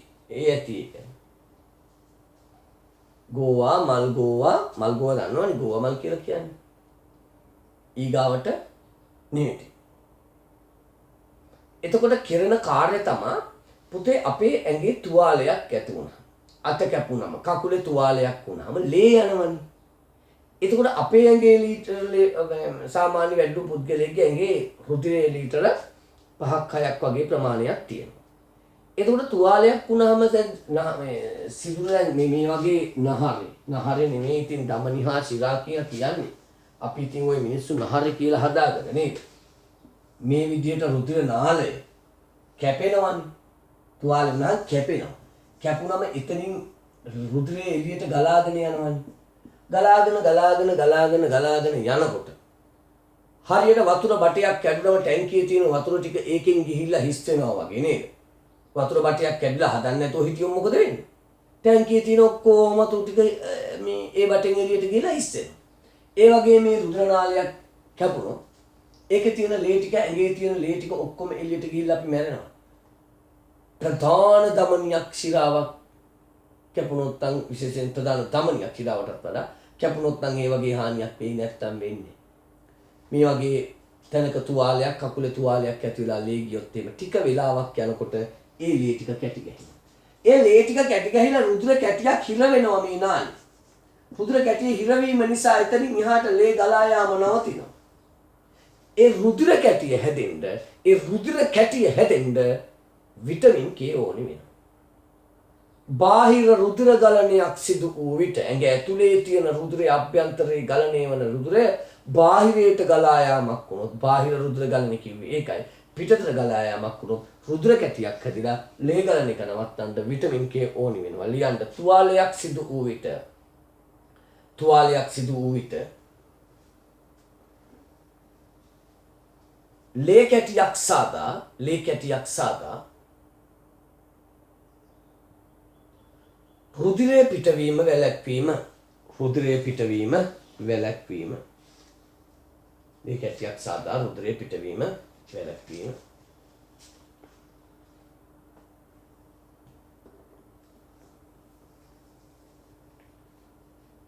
තුවාලයක් වූ විට ලේ කැටියක් සාදා රුධිරයේ පිටවීම වැළැක්වීම. අපි ඊගාවට යනවා ඛනිජ වලට. ඛනිජ කියලා කියන්නේ අපේ ආහාරයේ අර වගේම ඉතා සුළු වශයෙන් තිබිය යුතු සංඝටකයක්. මහ ගොඩාක් ඕනේ. බත් එකක තියෙන පිෂ්ඨය වගේ මහ ගොඩාක් කාබෝහයිඩ්‍රේට් වගේ බත් එකක තියෙන කාබෝහයිඩ්‍රේට් වගේ අති විශාල ප්‍රමාණයක් ඕනි වෙන්නේ නැහැ. විවිධ මූලද්‍රව්‍ය. දැන්ටම ඔයා එකක් දන්නවා යකඩ කියන්නේ. යකඩ තියෙන්න ඕනේ. අයඩීන් තියෙන්න ඕනේ. අන්න ඒ වගේ. මම සංකේත ලිව්වොත් නම් ඔයාට ඒව උගන්වන්න නැති හින්දා තේරෙන එකක් නෑ. කැල්සියම් තියෙන්න ඕනි කියනවා. දත් ශක්තිමත් කරන්න කැල්සියම් තියෙන්න ඕනි. ෆොස්ෆරස් තියෙන්න ඕනි. යකඩ තියෙන්න ඕනි. මම යකඩ කියන එක ලියන්නවත් කැමති නැහැ. ලිව්වොත් ඔයාට ඒක හිතා ගන්නවත් බෑ. මම ෆොස්ෆරස් කියනකොට නම් ෆොස්ෆරස් P අකුර ගැලපෙන හින්දා නිකන් මතක හිටිනේ. කැල්සියම් Ca ගැලපෙනවා වගේ තියෙනවනේ නේද? ඒක නිසා ඒ වගේ ඒවා විතරක් තොර මේ ලියන්නේ මම. හොඳේ. ඒ වගේ යකඩ අයඩීන් තියෙන්න ඕනි වගේ දේවල් ඒ වගේ තියෙන සුළු වශයෙන් තියෙන මූලද්‍රව්‍ය ඒවට කියනවා ඛනිජ කියලා. ඒ ඛනිජත් ඕනි වෙනවා දේහේ විවිධ රසායනික ක්‍රියා සිද්ධ වෙන්න. එතකොට ඒ විවිධ රසායනික ක්‍රියා සිදු වෙන්න තියෙන ඛනිජ හිග වුණොත් අර වගේ කිව්වේ විටමින් අඩු වුණා වගේම ඌනතා රෝග හැදෙනවා. ඒ ඛනිජය අඩු වුණොත් ඒ ඛනිජයේ ඌන වීම නිසා හැදෙන ලෙඩේ හැදෙනවා. ඒ ඛනිජය නිසා තමයි ඒ රෝගයෙන් වැළකීලා ඒ ජීව රසායනික ක්‍රියාවලිය සිදු වෙන්නේ.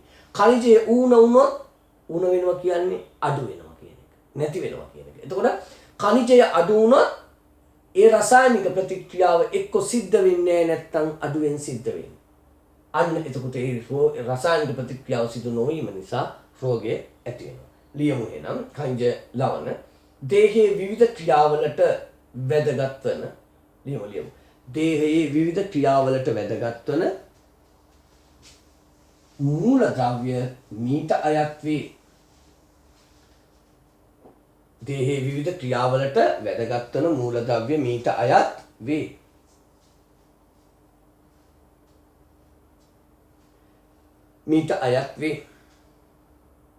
දේහයේ විවිධ ක්‍රියාවලට වැදගත් වන මූලද්‍රව්‍ය මීට අයත් වේ. විවිධ රෝගාබාධ වලින් දේහය ආරක්ෂා කිරීමට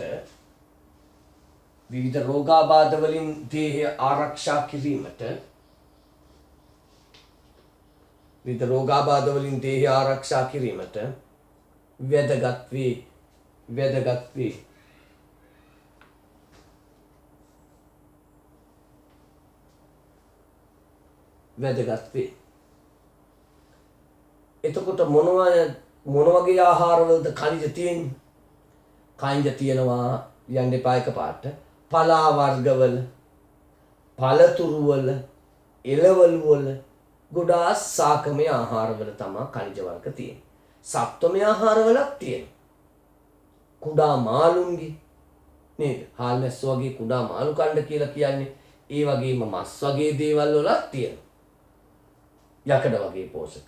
එතකොට මුහුදු ආහාර, ඒ කියන්නේ මුහුදේ ඉන්න මාළු විතරක් නෙමෙයි ඇල්ගී ශාක වලින් හදාගන්න ආහාර තියෙනවනේ. ඒ වගේ ඒවායි ඔය අයඩීන් වගේ ඒවා ඉතා බහුලව තියෙනවා. රයිට් ලියමු බහුල ආහාර. පලා වර්ග කමාද දාලියන්න පුතේ.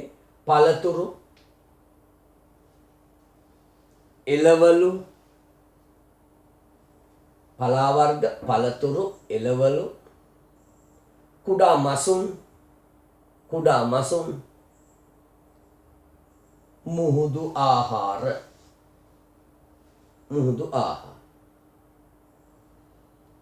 ආහාර. දැන් අපි ඊගාවට හදන්නේ මොකක් කරන්නද? අර කලින් විටමින් වලට කළා වගේම වගුවක් පුරවන්නයි යන්නේ. ඔය ආතේ දැන් වගුව තියෙනවා මං විස්තර කරනවා.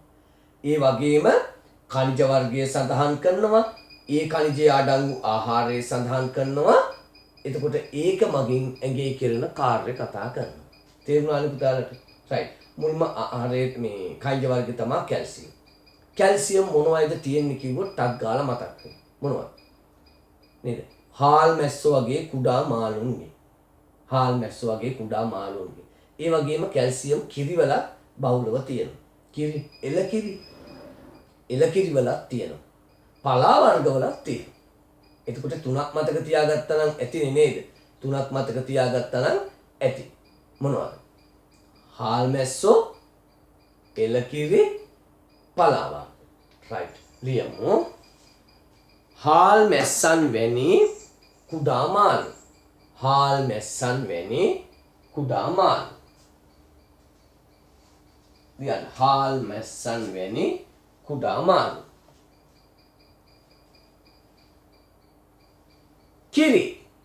කිරි. හාල් මැස්සන් වැනි කුඩා මාළු ලිව්වනේ. ඊගාවට කිරි. පලා වර්ග. කිරි, පලා වර්ග. එතකොට මොනවද කරන කාර්යයන්? නේද? දැන් අපි දන්නවා කැල්සියම් වලින් කරන්නේ මොකද්ද? දත් අස්ථි ශක්තිමත් කරනවා නේද? දත් ශක්තිමත් වෙන්න කැල්සියම් ඕනි කියලා කියනවා. එතකොට අස්ථි ශක්තිමත් වෙන්න ඕනි කියලා කියනවා. ඊගාවට අර මතකද රුධිරයේ කැටි ගැසීමක් කිව්ව දැන් ඩිංගකට කලින් රුධිර නාල වලින් බැරි වෙලා හරි කැපිලා එළියට ලේන්න පටන් ගත්තොත් රුධිර කැටියක් හදන්න ඕනි කියලා කිව්වනේ. අන්න ඒ වැඩේට විටමින් K ඕනි කියලා කිව්වනේ. මතකයිනේ නේද? ඒ වගේම මේ වැඩේට කැල්සියම්ත් ඕනි. අර මං කිව්වේ එක එක ක්‍රියාවලිය වලට ඕනි වෙනවා කියලා. එතකොට විටමින් K රුධිරයේ කැටි ගැසීමේ ක්‍රියාවලියට ඕනි වෙනවා. ඒ වගේම කැල්සියම් නොත් මේ වැඩේට ඕනි වෙනවා. right. ලියමු. දත්තා අස්ථි ශක්තිමත් කිරීම.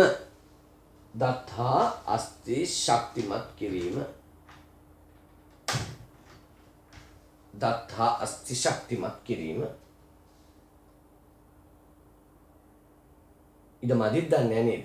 තුවාලයකදී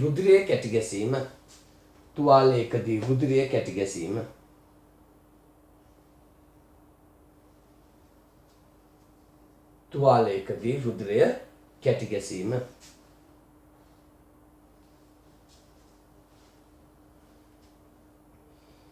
එතකොට ඊගාව එක තමයි අපේ පොස්පරස් තියෙන්නේ මොන ආහාරවලද? පොස්පරස් බිත්තරවල තියෙනවා, චීස් වල තියෙනවා, කිරිවල තියෙනවා, මස් වල තියෙනවා. ආයෙත් බලන්න. චීස් වල තියෙනවා, බිත්තරවල තියෙනවා, කිරිවල තියෙනවා, මස් වල තියෙනවා. බලාගෙන යනකොට සත්ව ආහාර ටිකක් විතරනේ සර් කියන්නේ නේද? චීස් කිව්වත්, බිත්තර කිව්වත්, මස් කිව්වත්, ඊගාවට කිරි කිව්වත් සත්තුන්ගෙන් ගන්න දේවල්.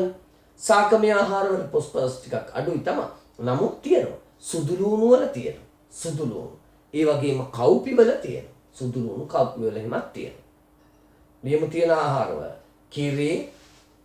කිරි කමාවක් බිත්තර මස් චීස් සුදුලූණු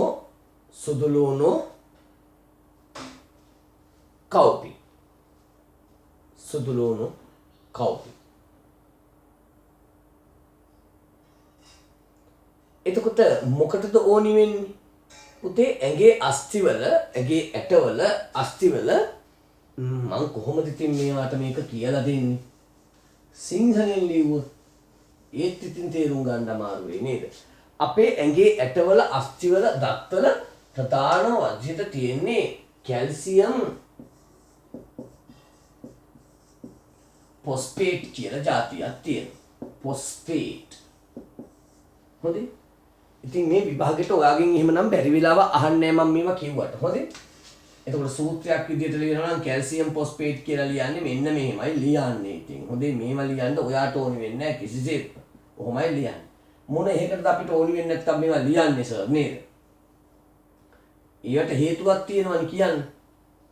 ඊට හේතු තියෙනවා කියන්නේ. එකක් තමයි දැන් මින්නම් ඇහිලා තිබුණා ටක් ගාලා මතක් වෙනවා. පහු කාලෙදි කියන්නේ දැන් ඒ ගැනමත් හිතලා නෙමෙයි දැන් නම් කියාදෙන්නේ මේ බලන්න. එතකොට අපේ අස්ථි වල කැල්සියම් ෆොස්ෆේට් තියෙනවනේ. එතකොට අස්ථි හැදෙන්නේ මේවයි. අස්ථි සෛලය වුණාම අස්ථි හැදෙන්නේ මේවයි. එතකොට ඒකේ කැල්සියම් එක සංඝටකයක්. අන්න එහෙනම් කැල්සියම් සහිත ආහාර ගත්තම අස්ථි ශක්තිමත් වෙනවා, අස්ථි වර්ධනය වෙනවා. දත් කියන්නේ අස්ථි జాතියක් තමයි. ඊගාවට මේ බලන්න ෆොස්ෆරස් P ෆොස්ෆේට් හැදෙන්නේ එහෙමයි. ෆොස්ෆේට් කියන්නේ ෆොස්ෆේට් වල ෆොස්ෆරස් තියෙනවා. ඒකට ෆොස්ෆරස් අස්ථි වල සංඝටකයක්. අස්ථි ඇතුලේ තියෙනවා. ඒ කැල්සියම් ෆොස්ෆේට් හැදෙන්න කැල්සියම් උත් ඕනි, ෆොස්ෆරස් උත් ඕනි. එතකොට ෆොස්ෆරස් අඩු වුණොත් අස්ථි හැදෙන්නේ නැහැ. ෆොස්ෆරස් හොඳට ලැබුණොත් දත්ත අස්ථි ශක්තිමත් වෙනවා. කැල්සියම් උත් එක. ඒකට කැල්සියම් වලින් එන කාර්යයේ එක කොටසක් තමයි ෆොස්ෆරස් වලින් එන. ඒකයි මම මේක ලියලා පෙන්නනවා. නැත්තම් හැම එකක් දැන් වාටිලා මෙන්න සර් කැල්සියම් ගැන කියනකොට කිව්වේ දත්ත අස්ථි. ආයි ෆොස්ෆරස් වලින් කියනකොට දත්ත අස්ථි. එතකොට ඔය හැම එකකින්ම කරන්නේ ඒකද කියලා හිතෙනවනේ. නෑ ඒකින්ද තමයි මේක ඇඳලා පෙන්නන්නේ. ලියලා පෙන්නන්නේ. අස්ථි වල සංඝටකයේ වන කැල්සියම් ෆොස්ෆේට් හැදෙන්න කැල්සියම් උත් ඕනි, ෆොස්ෆරස් උත් ඕනි. දැන් තේරෙනවනේ? රයිට්. එහෙනම් ලියමු දත්ත අස්ථි ශක්තිමත් කිරීම. දත්ත අස්ථි ශක්තිමත් කිරීම. දත්ත අස්ථි ශක්තිමත් කිරීම. ඊගාවට මේ මාංශ පේශි තියෙනවනේ, මාංශ පේශි. දැන් මෙහෙම කරලා ගත්තන් අනේ මගේ නෑ ඉතින් එතකොට වගේ සමහරව මෙහෙම කරාම නිකන් බෝල ගෙඩි තියෙන මස් පිටු නේද? අයෝ මේ පුරුෂයෝ කියලා ජිම් එකකට ගිහලා ඇඟ හදා ගන්න තමයි මාත් හිතාගෙන ඉන්නේ. දැම්ම නෙමෙයි පෙන්ෂන් ගත්තට පස්සේ. දැන් යන්න වෙලාවක් නැහැ. දිගටම පන්ති ඉස්කෝලේ. කොරෝනා හින්දා ඒක නැත්තුවට පස්සේ මෙහි වීඩියෝ වලින් ඔන්ලයින් වලින් පන්ති. මේ ඔක්කොම ඉවර වෙනවනේ පෙන්ෂන් ගත්තට පස්සේ නේද? ඊට පස්සේ මම ජිම් එකකට ගිහිල්ලා මාංශ පේශි හදා ගන්නයි හදන්නේ. මේ මාංශ පේශි හැදෙන්න ඕවා ඕනි වෙනවා ලියන්න. මාංශ පේශි ශක්තිමත් කිරීම. මාංශ පේශි ශක්තිමත් කිරීම. මාංශ පේශි ශක්තිමත් කිරීම. මාංශ පේශි ශක්තිමත් කිරීම. අන්න ආවා ඊගාවට යකඩ නේද? හොඳට දන්නවනේ නේද? යකඩ මොකටද ඕනි වෙන්නේ කියලා. යකඩ මොනවයිද තියෙන්නේ? හරි ඉස්සෙල්ලම බහුල ආහාර. යකඩ තියෙන ආහාර අපි දන්නවනේ මොනවද? කාටු කම්බි, බාල්දි කොකෝ නේද? යකඩ කම්බි, ඇන ඒවා තමයි ආහාර නේද? එහෙම නෙමෙයි. යකඩ අඩංගුයි බොහෝ පලා වර්ගවල. නිමිති, සාරණ, ගොටුකොළ වගේ ඒවා යකඩ අඩංගුයි. ඊට අමතරව මස් මාංශවල යකඩ තියෙනවා. ලියන්න නිමිති, සාරණ කමාද දාලා ලියන්න. නිමිති කමාවක් සාරණ ගොටුකොළ පීකුදු ගැන නිතර කතා වෙනවා නේද? නිමිති, සාරණ, ගොටුකොළ, පීකුදු, මස්. දැන් පීකුදුත් මස් වලටම අයිති වෙනවා. ඒක අර විශේෂ කරලා කියන්නේ. හොඳේ මස් කියන්නේ පීකුදුත් මස් జాතියක් නේ. මස් జాතියක් කියන්නේ දැන් අපි සතෙක් ගත්තා කියලා සතාගේ අක්මාවක් තියෙනවා. ඒතකොට පීකුදු ඒ හැම සතාගේම ඇඟේ තියෙනවා. මස් කියලා කිව්වේ නේද? පරිප්පු වලක් තියෙනවා. පරිප්පු වල තලවල එහෙම එච්චර ගොඩක් ඕනේ නැහැ. පරිප්පු කියලා ලියමු. පරිප්පු. එතකොට මොකටද යකඩ ඕනි වෙන්නේ? පුතේ අපේ ඇඟේ රතු රුධිරාණු, රතු රුධිර සෛල ලේ වල රතු රුධිර සෛල තියෙනවා. ඒ ඇතුලේ තියෙනවා එක්තරා සසන වර්ණකයක් ඔයාට නම කිව්වට තේරුමක් නැහැ නිකන් ඇහෙන්න වගේ කියනවා. ඇහිලා තියෙනවා කියන එක සාමාන්‍ය දැනීමට වැදගත් වෙනවනේ. ඒතකොට රතු රුධිරාණු ඇතුලේ තියෙනවා හිමොග්ලොබින් කියලා જાතියක්. පුතාලට දැන් ඔහොම කිව්වම මම කියන එකේ වාසියක් තියෙනවා. අපේ පොතේ තියෙන එකම උගන්වන්න ඕනි කියලා එකකුත් නැහැ. මේවා කියීමේ වාසි තියෙනවා. දැන් සමහර විට වැඩිහිටියෙක් ගෙදර වැඩිහිටියෙක් කියලා මේ ලේ එකක් බල්ල ඇවිදලා හිමොග්ලොබින් හොඳටම අඩු වෙලා. නැත්තම් මේ ළඟ පාතක දැන් ලෙඩෙක් ඉන්නවා. ඉතින් යා දැන් අම්මා ගිහින් අහනවා. ඔයත් ඉතින් අම්මා පස්සෙන් යනවා. දැන් කොහොමද මොකද වෙලා තියෙන්නේ? රිපෝට් එක ආවා හිමොග්ලොබින් හොඳටම අඩු වෙලා යාට. අන්නවත් ටක් ගාලා මතක් වෙනවා හිමොග්ලොබින් ගැන. හිමොග්ලොබින් අඩු වෙලා නේද? එහෙනම් යාට යකඩ සහිත ආහාර තමයි ගොඩක් වටින්නේ මේ වෙලාවේ. ඔයාටත් තේරෙනවා. ඒක ඒගොල්ලෝ බලාගන්නේ හොනේ. ඒගොල්ලෝ වෛද්‍යවරයෙක් හිමොග්ලොබින් අඩු වෙලා නම් වෛද්‍යවරයා ඒකට බෙහෙත් නියම කරයිනේ. නමුත් ඔයාට ටක් ගාලා මතක් වෙන්න ඕනේ හිමොග්ලොබින් අඩු වෙලා නම් යකඩ අඩංගු ආහාර තමයි මෙයාට ගැලපෙන්නේ කියලා. එතකොට ඔයා දෙන්න යන්න ඕනේ ඒක දොස්තර බලාගනින්නේ වැඩිහිටියෝ බලාගනින්නේ නේද? ඒ වුණාට ඔයාට ටක් ගාලා මතක් වෙන්න ඕනේ. එතකොට මේ හිමොග්ලොබින් රුධිරයේ හිමොග්ලොබින් හැදෙන්න යකඩ ඕනේ. හිමොග්ලොබින් මොකද කරන්නේ? හිමොග්ලොබින් තමයි අපි මේ නහයෙන් හුස්ම ගන්නවනේ පෙනහළු වලට හුස්ම ගන්නවනේ. ඒ පෙනහළු වලට ගන්න හුස්මේ ඒ වාතයේ තියෙන ඔක්සිජන් මුළු දේහේ පුරාම අරන් අපි හුස්ම ගත්තම ඒ ආශ්වාස වාතයේ තියෙන ඔක්සිජන් රුධිරයට උරාගෙන ඇඟ පුරාම අරන් යන්නේ ඔක්සිජන් පරිවහනය කරන්නේ මේ හිමොග්ලොබින්. එතකොට යකඩ අඩු කෙනාගේ හිමොග්ලොබින් අඩු වෙනවා. හිමොග්ලොබින් අඩු කෙනාගේ ඔක්සිජන් හරියට පරිවහනය වෙන්නේ නැහැ. එතකොට මොළයට ඇතුළුව දේහයේ සියලු අවයව වලට ඔක්සිජන් අඩුවෙන් ලැබෙනකොට මොකද වෙන්නේ? ඇඟ අතපය හරියට වැඩ කරන්නේ ඇඟට පණ නැහැ. හරි අලස වෙනවා. ක්‍රියාශීලී බව අඩු වෙනවා. නේද? ඒ වගේ වැඩ වෙනවා. ඒත් එක්කම අපේ හිසකෙස් තියෙනවා කොණ්ඩේ. මේ හිසකෙස් වර්ණ ගන්නවන්න නියම පාට එන්නත් යකඩ ඕන. එතකොට අකලට හිසකෙස් සුදු වෙනවා, තම පාට වෙනවා නේද? ඒගොල්ලන්ට යකඩ වැදගත් වෙනවා. රයිට් ලියමු. ඔක්සිජන් පරිවහනය සිදු කිරීම. ඔක්සිජන් පරිවහනය සිදු කිරීම. ඔක්සිජන් පරිවහනය සිදු කිරීම. ක්‍රියාශීලී බව. ක්‍රියාශීලී බව වර්ධනය. ක්‍රියාශීලී බව වර්ධනය. ක්‍රියාශීලී බව වර්ධනය. හිසකෙස් වර්ණවත් කිරීම. හිසකෙස් වර්ණ ගැන්වීම. එහෙම කියමුකෝ. හිසකෙස් වර්ණ ගැන්වීම. හිසකෙස් වර්ණ ගැන්වීම. රයිට් අපි ඊගාවෙකට එමු. සෝඩියම්. අනක ලියවනේ හිසකෙස් වර්ණ ගැන්වීම කියලා ලියවනේ. සෝඩියම්. සෝඩියම්. සෝඩියම් වලට අපි විද්‍යාවේ කියන්නේ නෑ මට වැඩක් කරදින්න කියලා. මම කියන්නේ හොද්දට දාන ලුණු තියෙනවනේ. අපි ලුණු ගෙදර තියෙන කැට කුඩු ලුණු තියෙනවනේ. ඒ ලුණු වලට විද්‍යාවේ කියන්නේ සෝඩියම් ක්ලෝරයිඩ්. අනේ මෙහෙම ලිව්වනම් සංසාරේ එපා වෙනවා.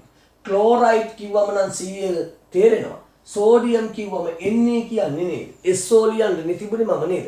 එහෙම තමයි රසායනික සූත්‍රවල හැටි. ඒවා අපි ඉගෙන ගන්නවා. වැඩි කාලෙක නෙමෙයි. ඔයා දැන් 7ේනේ 8ේදී කියා දෙනවා. 8ේදී කියා දෙනවා. ඇයි මෙහෙම ලියන්නේ කියලා. හොඳේ. දැන්ට මෙහෙම මම කියන්නම්කෝ සිංහලෙන් ලියන්න. එතකොට ප්‍රශ්න මොකුත් නැහැ. මගේ කම්මැලි හින්ගම හින්දානේ මේ වෙලා තියෙන්නේ. මේක දිගයිනේ සිංහලෙන් ලියනකොට. Sodium chloride. මොනවද මේ? හොද්දට දාන ලුණු. එතකොට හොද්දට දාන ලුණු වල සෝඩියම් තියෙනවයි කියලා ඔයා දන්නවනේ. එහෙනම් සෝඩියම් ඇඟට ලැබෙන ප්‍රධාන ප්‍රභවයක් තමයි ලුණු. ඒත් එක්කම මුහුදු ආහාර හැම එකකම මාළු වල විශේෂයෙන් කරවල එහෙම කරවලට ලුණු මාළු වලට ලුණු දාලා වේලලානේ කරවල හදන්නේ. එතකොට කොහොමත් ඒව එනවනේ. එතකොට මේ කරවලවල මුහුදු ආහාර එතකොට මස් බිත්තර වගේ වේ යම් කිසි ප්‍රමාණයක සෝඩියම් තියෙනවා. රයිට් ලියමු. ලුණු කරවල ලුණු කමාවක් කරවල මස්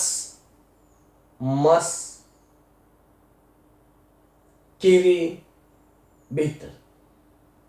ලුණු කරවල මස් කිරි බිත්තර.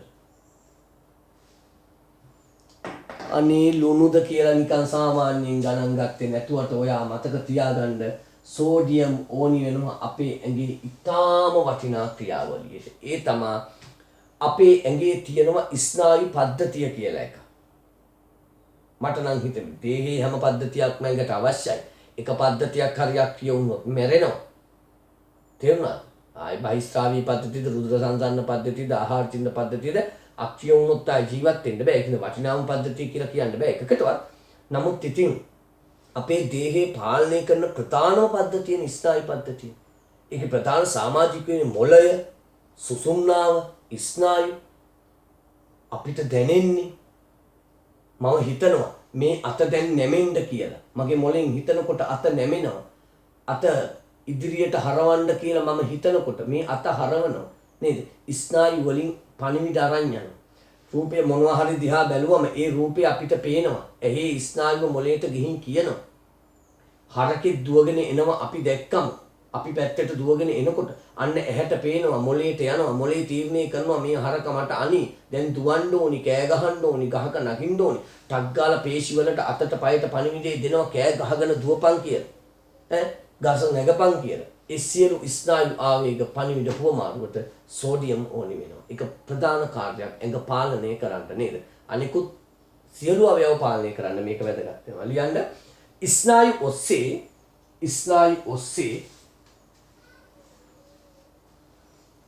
ඔස්සේ ආවේග සම්ප්‍රේෂණය කිරීම. ආවේග කියන්නේ පණිවිඩ තමයි. හොඳේ.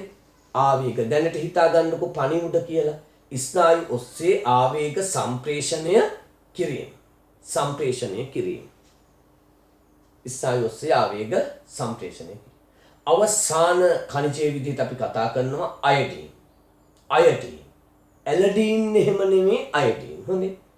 අයඩීන් කියනකොට මතක් වෙන්නේ ලුණු වල තියෙනවා. අයඩීන් සහිත ලුණු. බලන්න ලුණු පැකට් එකේ ගහලා තියෙනවා අයඩීන් සහිතයි කියලා. ඒ වගේම මුහුදු ආහාරවලත් තියෙනවා. ලියමු. අයඩීන් එකතු කළ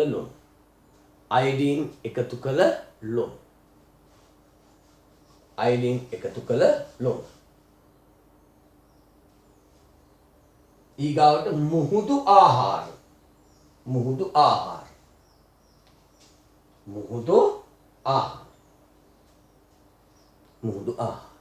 මොනවද අයඩීන් අපේ ඇඟේ කෙරෙන්නේ? අයඩීන්ම කන්න හිතෙනවා මේව කිව්වම නේද? මොනවද? බුද්ධිය වර්ධනය වෙනවා. අපි කොච්චර ආසද ඉගෙන ගන්න ළමයි විදිහට බුද්ධිය වර්ධනය වෙනවා. මතක තබා ගැනීමේ ශක්තිය වැඩි වෙනවා. එතකොට ළමයි ආසම දේවල් දෙමව්පියොත් ළමයිකින් බලාපොරොත්තු වෙනම දේවල් නේද? කියන්නේ අනේ පාඩම් කරනවා මතක නැහැනේ විභාග ලියන්න ගියහම. ඔන්න අයඩීන් හොඳට ගන්න ඕනි. ඒ කියන්නේ ලුණු කාලා විභාග ලියන්න ඵලයන් කියලා හැම නෙමෙයි. හොඳේ. ඕනවට වඩා ලුණු කන්න එපා. ලුණු දේහයට අවශ්‍ය ඉතා සුළු ප්‍රමාණයක් පමණයි. ලුණු වැඩිපුර කෑවොත් එහෙම වෙන රෝග එනවා. නමුත් දේහයට අයඩීන් සහිත ලුණු යම් කිසි ප්‍රමාණයකට අවශ්‍යයි. මේ කංජ ලවණ විටමින් ඕනවට වඩා වැඩි වෙන්න හොඳ නෑ. හොඳේ බත් වල පිෂ්ඨයේ තියෙනවා වගේ මහා විසලට පොත ගහලා විටමින් කංජ ලවණ ගන්නෙ නෑ. එතකොට ඒවා අඩු උඩහම ලෙඩ වැටෙනවා වගේම වැඩි උඩහම වෙන රෝග එනවා. රයිට් ලියන්න පළවෙනි එක බුද්ධිය හා මතක ශක්තිය. බුද්ධිය හා මතක හැකියාව කියලා ලියන්න. බුද්ධිය හා මතක හැකියාව වර්ධනය. බුද්ධිය හා මතක හැකියාව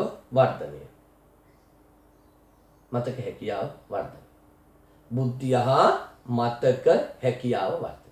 ඊගාවට අපේ ඇඟේ හැදෙනවා තයිරොක්සින් කියලා හෝමෝනයක්. මෙන්න මේ හරිය තමයි ඒක හැදෙන්නේ. තයිරොයිඩ් ග්‍රන්ථි.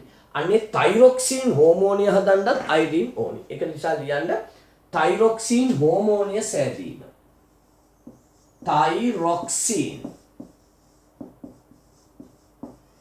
තයිරොක්සින්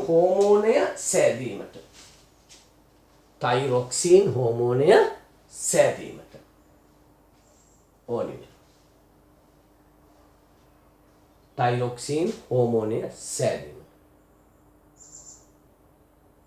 ඔය තයිරොක්සින් හෝමෝනි දැන් හැදෙනවයි කිව්වේ මේ තයිරොයිඩ් ග්‍රන්ථියනේ බෙල්ලේ. මේ තයිරොක්සින් හෝමෝනය හදන්න අයඩීන් ඕනිනේ. අයඩීන් අඩු වුණොත් එහෙම අපි ගන්න ආහාරයේ අයඩීන් අඩු වුණොත් මේ තයිරොයිඩ් ග්‍රන්ථිය ඉදිමෙනවා පුතේ. තයිරොයිඩ් ග්‍රන්ථිය ඉදි වුණාම මෙහෙම පොඩියට ගෙඩිය ඇවිල්ලා ලොකු වෙනවා මෙහෙම බෙල්ල ගෙඩියක් එනවා. වායු ගෙඩි. ඒ ලෙඩේට කියනවා සරල ගල ගණ්ඩය. සරල ගල ගණ්ඩය. සරල ගල ගණ්ඩය. සරල ගල ගණ්ඩය. ඒව ලිව්වට වඩා හොඳයි. නිකන් හිටියන නේද? පේන්නේ නැතුව. වේගෙන් ලියනවා කැතට කැට. සරල ගල ගණ්ඩය මෙහෙම බෙල්ල ගෙඩියෙන්. අපි පොඩි කාලේ එහෙම දැන් අපි කොහේ හරි ගමනක් යනවනේ. අම්මලා අපි ඉතින් රාත්තපුරේ එහෙම ඉතින් ඉඳලා හිටලා තමයි රාත්තපුරට යනවා කියන්නේ ට්‍රිප් එකක් යනවා වගේ තමයි බස් එකේ ඒ ගමන යන්නේ. බස් එකක් එන්නේ බොහෝම ඉඳලා හිටලා. අපි එහෙම රාත්තපුරේ එහෙම ගමනක් ගිහින් ආවොත් ඉඩංගොඩට ගිහින් ආවොත් කලවාන්ට ගිහින් ආවොත් අනේ මේ බෙල්ල ගෙඩි තියන අය ගොඩක් අපිට හම්බ වෙනවා. ගොඩක් කියන්නේ එමනේ අඩු ගානේ ගමන ගිහින් එනකොට 5-6 දිනක්වත් අපි දකිනවා. නමුත් පුතාලා දැන් රත්නපුරයට ගිහින් ගාවට නෙමෙයි කොළඹ ගිහින් ආවත් ඊට එහා සෙනග ඉන්න තැනකට ගිහින් ආවත් බෙල්ල ගෙඩි තියන අය එක්කෙනෙක්වත් දකින්නේ නැහැ නේද? ඉඳලා හිටලා තමයි එක්කෙනෙක් දකින්නේ ගොඩක් වයස කෙනෙක් නේද? ඇයි? ඉස්සර අපි ආහාරයට ගන්නා ලුණු වල අයඩීන් තිබුණේ නැහැ. ඒක නිසා ඒ ගලගණ්ඩේ හැදිච්ච අය ගොඩාක් හිටියා. මේ අපේ ප්‍රදේශවලත් හිටියා ඕන තරම්. වැඩි හිටියා. අපි දැකලා තියෙන අපිට මතකයි. බෙල්ලේ ලොකු ගෙඩි තියන. ඔයා ගෙදර ගිහින් කිව්වොත් එහෙම මෙහෙම ගෙදර ගිහින් කියන්නේ දෙයක් නැහැ. දැන් ගෙදරින් දන්නේ මේක බලන්නේ නේද? මේක බලලා ඉවර වෙලා සර් මෙහෙම කතාවක් කිව්වා. ගලගණ්ඩේ කියලා ලෙඩක් තියෙනවය. ඒකට බෙල්ල ගෙඩියක් ඉන්නවය කියලා ඈ අම්මලා දැකලා තියෙනවද තාත්තා දැකලා තියෙනවද එහෙම හැදිච්ච අය කො ඔන්න තාත්තා අම්මා එහෙම කියයි. මේ එහෙම අයගේ දැකලා තියෙනවා කියලා. දැන් බොහොම අඩුයි. ඒ අඩු වෙලා තියෙන්නේ. ඇයි? ආහාරයට ගන්නා ලුණු වලට රජය අනිවාර්යයෙන්ම අයිඩින් දාන්න ඕනේ කියලා තීරණයක් ගත්තා. ඒක ගණන් ගොඩක් කල් ගත්ත තීරණයක්. ඒකවල දැන් ලුණු වල අයිඩින් තියෙනවා. ඒක නිසා මිනිස්සුන්ගේ අයිඩින් ඌනතාවයක් එන්නේ තයිරොයිඩ් ග්‍රන්ථිය ඉදෙන්නේ නේ. හරි. ඉතින් එහෙම වැඩ තියෙනවා. රයිට්. අපි එහෙමනම් යමු අපේ ආහාරයේ අඩංගු තවත් සංඝටකයක් ගැන තියන්න. ඒක අර ලිස්ට් එකේදී කතා කළේම නෑ. නමුත් මම ලිස්ට් එකේදී කතා කළේ නැතුවට ඔයාට මතකද මම දැන් ටිකකට කලින් පාඩම පටන් ගත්ත වෙලාවෙම කාබෝහයිඩ්‍රේට් ගැන කතා කරද්දී කොටස් දෙකකට බෙදලා එකක් සීනි කිව්වනේ. අනික පිෂ්ඨය කිව්වනේ. ඒගොඩේ මම සෙලියුලෝස් කියලා එකක් දීලා පටස් ගාලා මකලා දැම්මා. දැනුත් මකනවා. මොනවද? සෙලියුලෝස්. ඔය සෙලියුලෝස් ආහාරයක තියෙන්නේ තන්තු විදියට. මම කියන්නේ සෙලියුලෝස් තියෙනවා ලී වල තියෙනවා පිදුරු වල තියෙනවා කිව්වා. සාකවල තන්තු වල තමයි තියෙන්නේ. ඉතින් අපි ගන්නා ආහාරවල තන්තු තියෙනවා. තන්තු කියන්නේ කෙන්දි. මොනවයිද කෙන්දි තියෙන්නේ? කියපු ගමම්ම හැම ළමයෙකුටම මතක් වෙන්නේ කොහිල සර් කියලා. හරි පුතේ. කොහිලවල කෙන්දි තියෙනවා තන්තු තියෙනවා. හැබැයි කොහිලවල විතරක් නෙමෙයි කෙන්දි තියෙන්නේ තන්තු තියෙන්නේ. එහෙනම් කොහිලවලක් තියෙනවා. වැටකොළු පතු වල බෝංචි වගේ එළවලු වලක් තියෙනවා. ඔය කෙඳි තියෙනවනේ ඇහැට පේන කෙඳි සහ ඇහැට නොපෙනෙන කෙඳි. කොහිලවල කෙඳ ඇහැට පේනවනේ.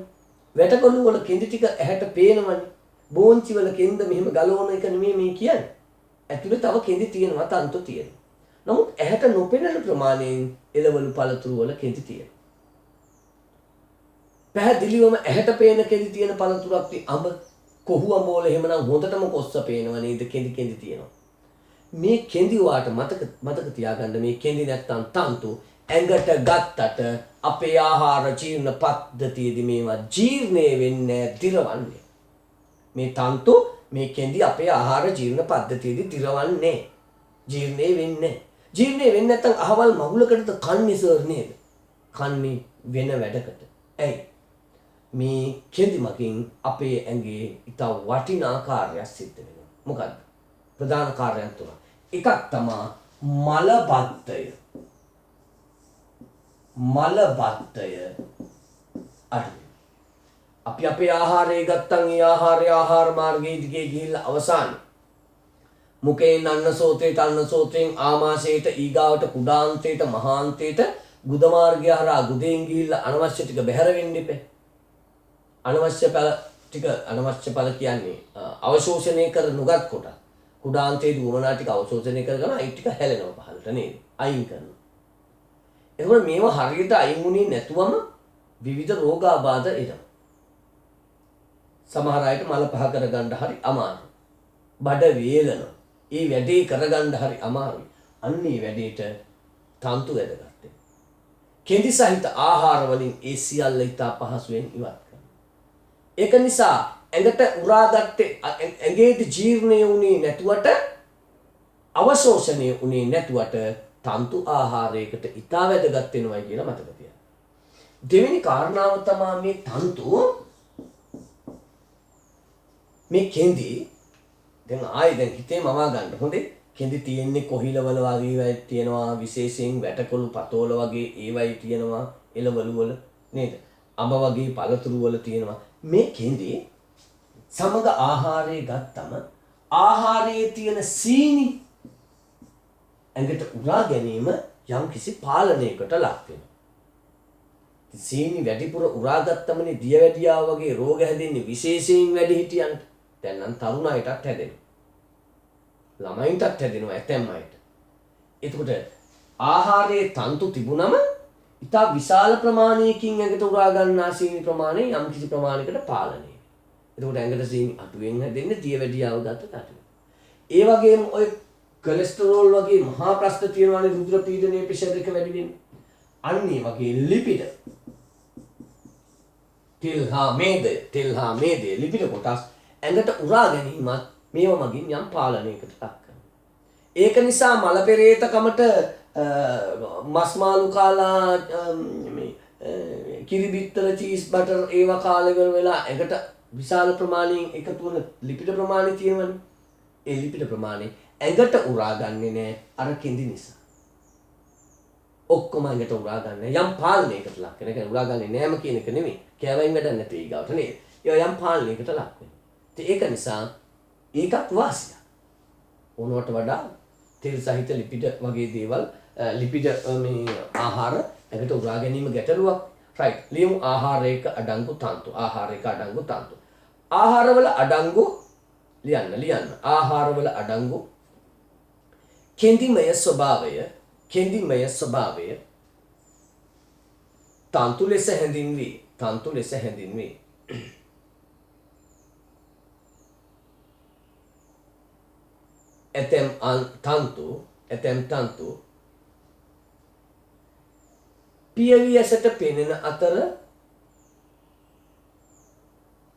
ඇතැම් තන්තු පියවි ඇසට පෙනෙන අතර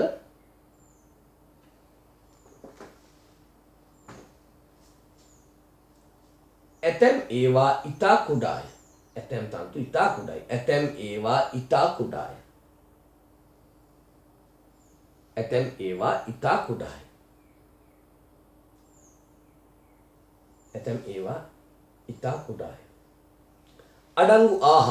අඩංගු ආහාර කියන්නේ යන්නේ පහලට ලියමු.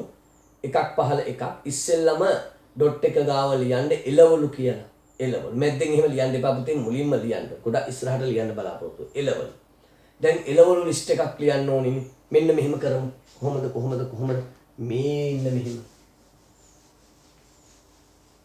පුතා දැන් ඩොට් එක ගාව ලියන්නේ මොනවද? මෙන්න මෙහෙම තියෙන තැන මේවා එළවලු. එහෙම ලියලා ඉරක් ගහලා මේක පාට පෑනෙන් ලිව්වක් කාන්නේ. එළවලු කියන එක පාට පෑනෙන් ලිව්වක් කාන්නේ. ඊගාවට ඉරක් ගහලා එවැනි එළවලු වර්ග ටිකක් ලියාගෙන යන්නයි හදන්නේ. දැන් තේරුණානේ? රයිට්. එළවලු. දැන් පාට පෑනෙන් ලියන්න කියලා කිව්වේ සර් පස්සේ අපි ඒ වෙනකොට ලියලා ඉවරයි. එහෙම ප්‍රශ්න තියෙනවා නේද? highlight කරන්නකො highlight pen අරගෙන අපිට තියෙනවා highlight pen නේද right එළවලු යට ලියමු කොහිල මේ ඔක්කොම ලියන්න ඕනේ නැහැ ඔයාගේ මේ පේජ් එක ඉදිරියට වෙච්ච ගමන් නවත්තන්න වැටකොළු පතෝල මං කියන්නේ ඔක්කොම ලියන්න ඕනේ නැහැ ඔයාගේ රූල ඉදිරියට වෙනවාද එතනින් නවත්තන්න රටේ තියෙන එළවලු ලියන්න ඕනේ නැහැ ඔක්කොම මං කියනවා ඔයාට මතක හිටින්නත් එක්කනේ කියන්නේ දැන් ආයෙ මතක නැහැ කියන ටික මොනවද? කොහිල, වැටකොළු, පතෝල, බෝංචි. කොහිල වැටකොළු පතෝල බෝංචි. ඇති.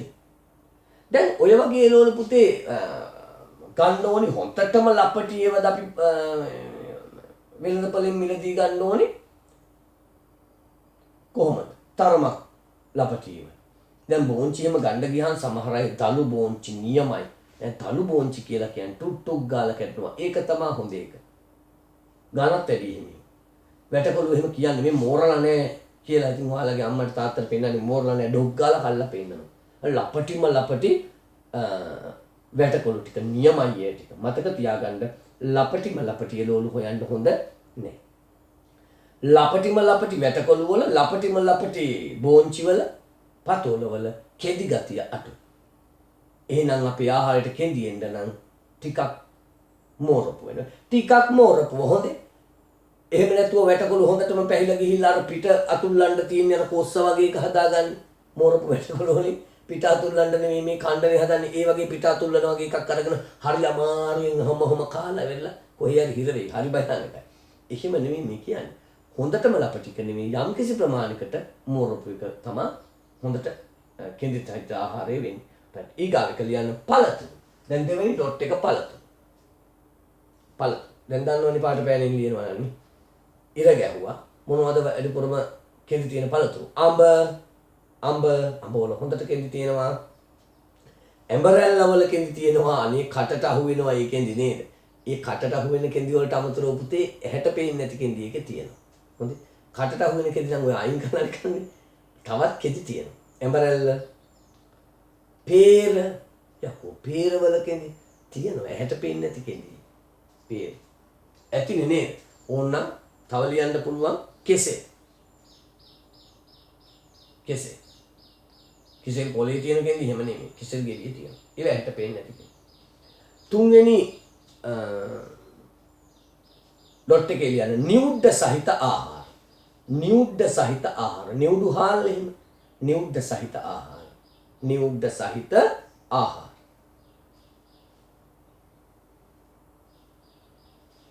එතකොට නියුඩ්ඩ සහිත ආහාර කිව්වම මේක ලියන එකේ කිසිම තේරුමක් නැති වෙයිද දන්නේ ඒකම කියනවාද කියලා. ඒත් ඉතින් එහෙම කියන්න වෙනවා අපිට. ධාන්‍ය වර්ග. ධාන්‍ය වර්ග. ධාන්‍ය වර්ග. එතකොට නියුඩ්ඩ සහිත හාලුත් ඉතින් ධාන්‍යයක් තමයි එහෙම කිව්වට. හොඳයි ධාන්‍ය වර්ග. ඒකේ ඕනනම් ඉස්සරහින් ඉරක් ගහලා දැන් නියුඩ්ඩ සහිත ආහාර වල ඉරක් ගහලා ලිව්වේ නෑ. මේක ඉරක් ගහලා යන්නේ කුරක් කන. වැඩි පුරම තන්තු සහිත ආහාරයක් කුරක් කන. හොඳ පෝෂණීය ආහාර තමයි ඕවා. දැන් අපි නිකමට හිතන්නකො. පරාටා ටිකක් කෑවා කියලා. නේද? කොත්තු රොටියක් කෑවා කියලා ඔය කිසි පෝෂකයක් කිසි බැලන්ස් එකක් නැති ආහාර ලැබෙන්නේ. පිටිම පිටි තෙලුයි තමා තියෙන්නේ. සහ හෝමෝන හදලා ගහපු මස් ටික. හෝමෝන හදලා ගහපු මස් ටිකකුයි මේ පිස්ටයයි තෙලුයි තමයි ලිපිඩ ටිකකුයි තමයි තියෙන්නේ. ඒකේ විටමින් නැහැ, ඒකේ ಖನಿಜ ලවණ නැහැ, ඒකේ තන්තුනේ. නමුත් කුරහන් වලින් හදපු දෙයක් කෑවොත් එහෙම නේද? විටමින් කොච්චර තියෙනවද? ප්‍රෝටීන තියෙනවා, ඒකේ පිස්ටයක් තියෙනවා නේද? ඒකේ තන්තු තියෙනවා. අපේ පැරණි සාම්ප්‍රදායික ආහාර තමයි දේහයට ඉතා වැදගත් වෙන්නේ. මට ඒවා මතක් වෙන්නේ දැන් මේ ඊයේ කරපු 11 පන්තියේ පාඩමේදී සාම්ප්‍රදායික ආහාර වලට ආපහු යන්න ඕනි කියන පාඩම කර හිටියේ නිසා. සාම්ප්‍රදායික ආහාර වලින් අයින් වීම නිසා මිනිස්සුන්ට ගොඩාක් ලෙඩ රෝග වලට ගැටලු වලට මුහුණ පාන්න වෙලා තියෙනවා. ඒවා 11 දී උගන්වන්න තියෙනවා. ඊයේ මම ඒ ටික කළේ. ඒකයි මතක් වුනේ. තන්තු සහිත ආහාර වල ඇති වැදගත්කම. දැන් අපි කියව ගන්න කතා කරලා තියෙන්නේ. ආයයි කියන්න ඕනේ. ලියන්න බලන්න. මලබද්ධය වළක්වා ගැනීම. මලබද්ධය වළක්වා ගැනීම. මලබද්ධය වළක්වා ගැනීම. ඊගාව එක දැන් ඊතර දෙකක් මට ලියන්න තියෙනවා පුතේ. එකක් අර මේ සීනි අවශෝෂණය අඩුවීමයි ලිපිඩ අවශෝෂණය අඩුවීමයි. නමුත් ඔය ටික ලියන්න මේකේ ඉඩමදි වෙන්නේ. ඉන්න තනි කාරණාවකට ලියනවා. එතකොට රූල් දෙකම පාවිච්චි කරනවා ඒ කාරණාවට. හොඳයි. ලියන්නකො. ආහාරවල අඩංගු නෑ. කාරණා දෙකට ලියන්න වෙනවා. ලියන්නකො පළවෙනි කාරණාව. මේ දෙවෙනි කාරණාව ආහාරවල අඩංගු අහිතකර මේදමය කොටස්. ආහාරවල අඩංගු අහිතකර මේදමය කොටස් ඉඩමදි නම් පහළ රූලට එන්න. ඉඩමදි නම් ඩොට් එක කපලා දාලා පහළ රූලට එන්න. ඊගාව එක ගැන හිතන්න එපා. ආහාරවල අඩංගු අහිතකර මේදමය කොටස් අවශෝෂණය අඩුවීම. අවශෝෂණය අඩුවීම. ආයෙ කියනවා ආහාරවල අඩංගු අහිතකර මේදමය කොටස් අවශෝෂණය අඩුවීම. අවශෝෂණය අඩුවීම. ඊගාව එක ආහාරයේ ඊගාව එක කියන්නේ දැන් ඉඳ නැතුව ඇතිනේ. ඔය යටින් ලියන්න ඩොට් එකක් දාලා පොඩි ඉඩක් තියෙනවනේ. ආහාරයේ සීනි අවශෝෂණය අඩුවීම. ආහාරයෙන් සීනි අවශෝෂණය අඩුවීම. ආහාරයෙන් සීනි අවශෝෂණය අඩුවීම. ආහාරයෙන් සීනි අවශෝෂණය අඩුවීම. රයිට්. අපි ඊගාවට මේ පාඩමේ තව ගොඩක් පාඩම තියෙනවා. නමුත් අද දවසේ පාඩම් කොටස ඉවර කරන අන්තිම අනුමාතෘකාවට එනවා ජලය. ජලය කියන්නේ අද දවසේ පාඩම පටන් ගන්නකොටම කිව්ව ජීවීන්ගේ පැවැත්මට අත්‍යවශ්‍ය සාධක ගොඩේ එක වාතය, දෙක ජලය, තුන ආහාර කියලා කියනවා. දැන් අපි ඉන්නේ ආහාර කියන මාතෘකාව. එතකොට ජලය කියන්නේ වෙනම මාතෘකාවක්. තේරෙනවද එතන? එතකොට ජලය අපිට අත්‍යවශ්‍ය සාධකයක්. අපගේ දිවි පැවැත්මට අනිවාර්යෙන් තිබිය යුතුම නැතුව බැරි අත්‍යවශ්‍ය සාධකයක්. හැබැයි ඒ වැඩේට අපි ආහාරයක් විදිහට වතුර ගන්නෙ නෙමෙයි. අපි වතුර බොනවනේ. පානය කරනවනේ. වතුර ආහාරයක් විදිහට නෙමෙයි අපි ගන්නෙ. ඒක විතර එක වෙනම කතාවක්. අපි ජලය පානය කරනවා.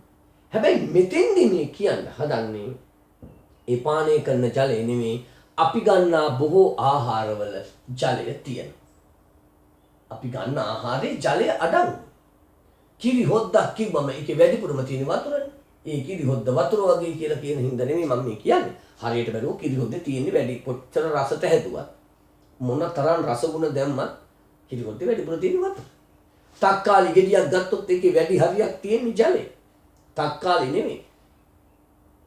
තක්කාලි පිපිඤ්ඤාවල නම් කොහොමත් වතුරනේ වැඩිපුර තියෙන්නේ. එහෙම නෙමෙයි අනිකුත් ඔය ලෝණු පළතුරු වල මස් මාළු කිරි බිත්තර වල වතුර තමයි වැඩිපුර තියෙන්නේ. ලියමු මෙහෙම ඉස්සෙල්ලා.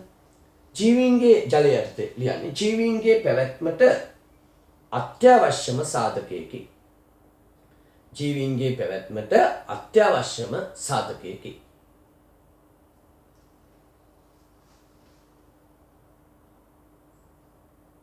පානය කිරීමට අමතරව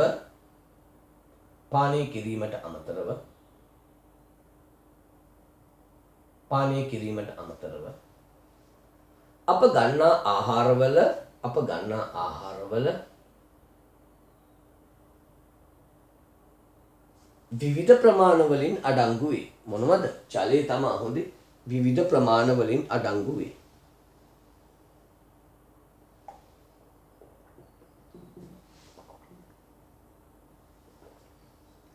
විවිධ ප්‍රමාණ වලින් අඩංගු වේ.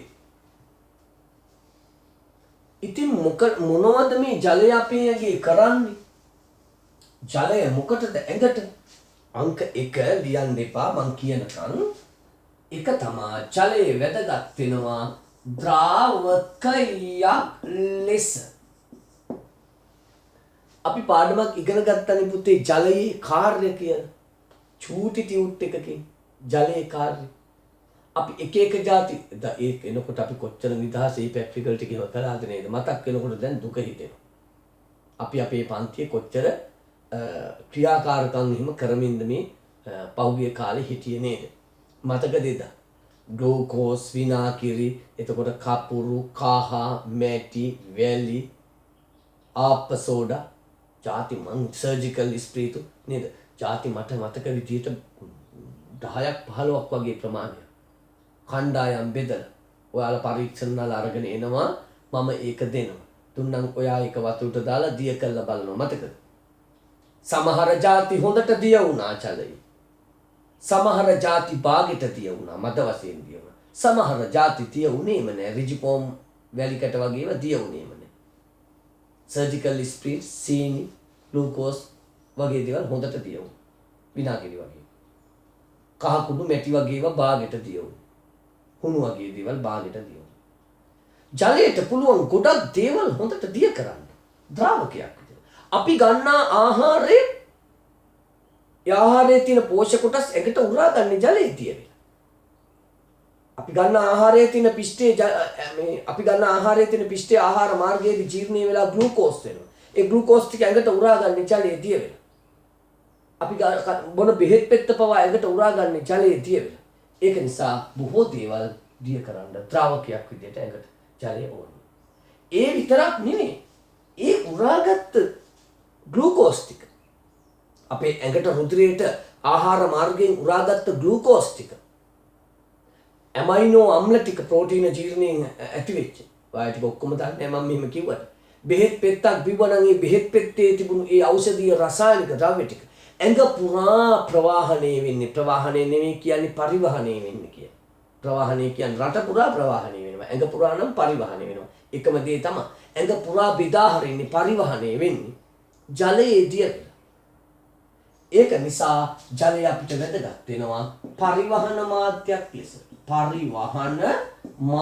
ලෙස.